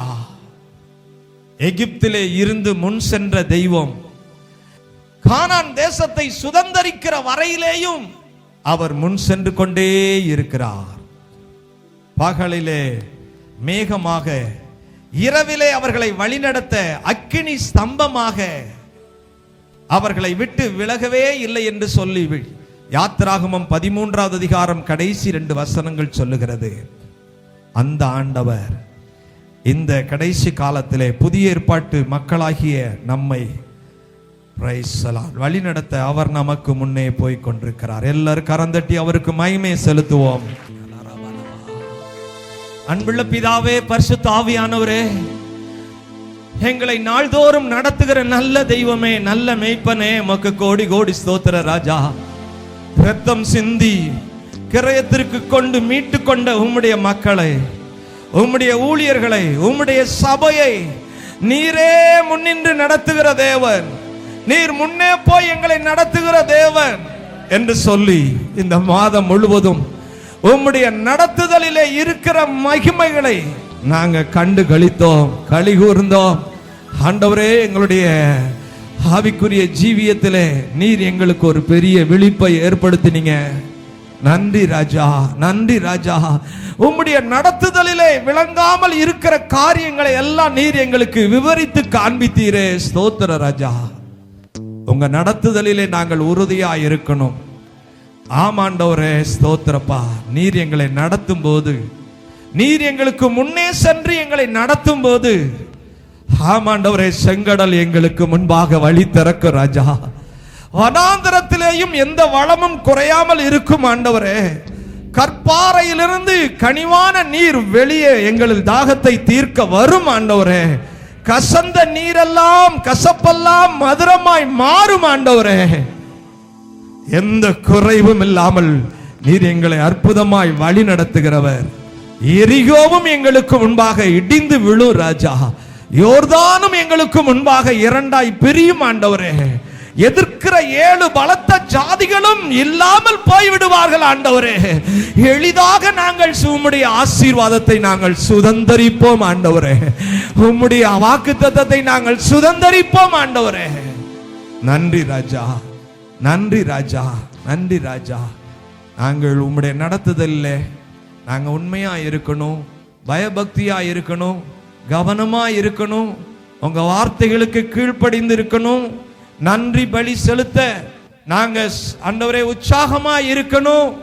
ஆமாண்டவரே, உம்முடைய மனம் குளிரும்படியாக நாங்கள் உம்முடைய பாதத்திலே விழுந்து நன்றி காணிக்கை செலுத்துகிறவர்களாய் இருக்கணும் ராஜா.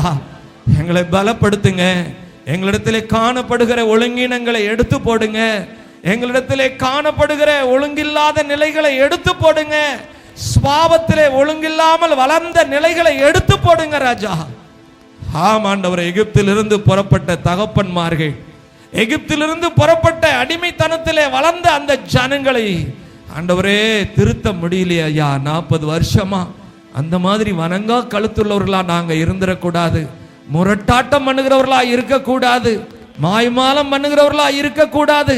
சுயநலக்காரரா இருக்கக்கூடாது. எங்க பேருக்காக பெருமைக்காக செயல்படுகிறவர்களா இருக்கக்கூடாது. எங்களுடைய அந்தரங்கங்களை உள்ளிந்திரியங்களை கவனிக்கிற ஆண்டவர் ராஜா, நாங்கள் உம்முடைய வார்த்தைக்கு கீழ்ப்படுகிறவர்களாக, உம்முடைய வார்த்தைக்கு நாங்கள் முக்கியத்துவம் கொடுக்கிறவர்களாக, உம்முடைய வார்த்தையை நாங்கள் கனப்படுத்துகிறவர்களாக, உமக்கு முன்பாக உத்தமமாய் ஜீவிக்கிறவர்களாய் இருக்க தேவனே எங்களை இன்னும் நீர் எங்களை பலப்படுத்த ராஜா. இன்னும் உம்முடைய கிருபையினாலே எங்களை நிரப்பும் ஆண்டவரே. ஆம் ஆண்டவரே, உம்முடைய வார்த்தைகளை தொடர்ந்து உம்முடைய ஜனங்களுக்கு வெளிப்படுத்தும். தேவ ஆசீர்வாதத்தோடு எங்களை அனுப்பும், காத்துக்கொள்ளும். இயேசு கிறிஸ்துவின் நாமத்தில் ஜெபிக்கிறோம் பிதாவே, ஆமென்.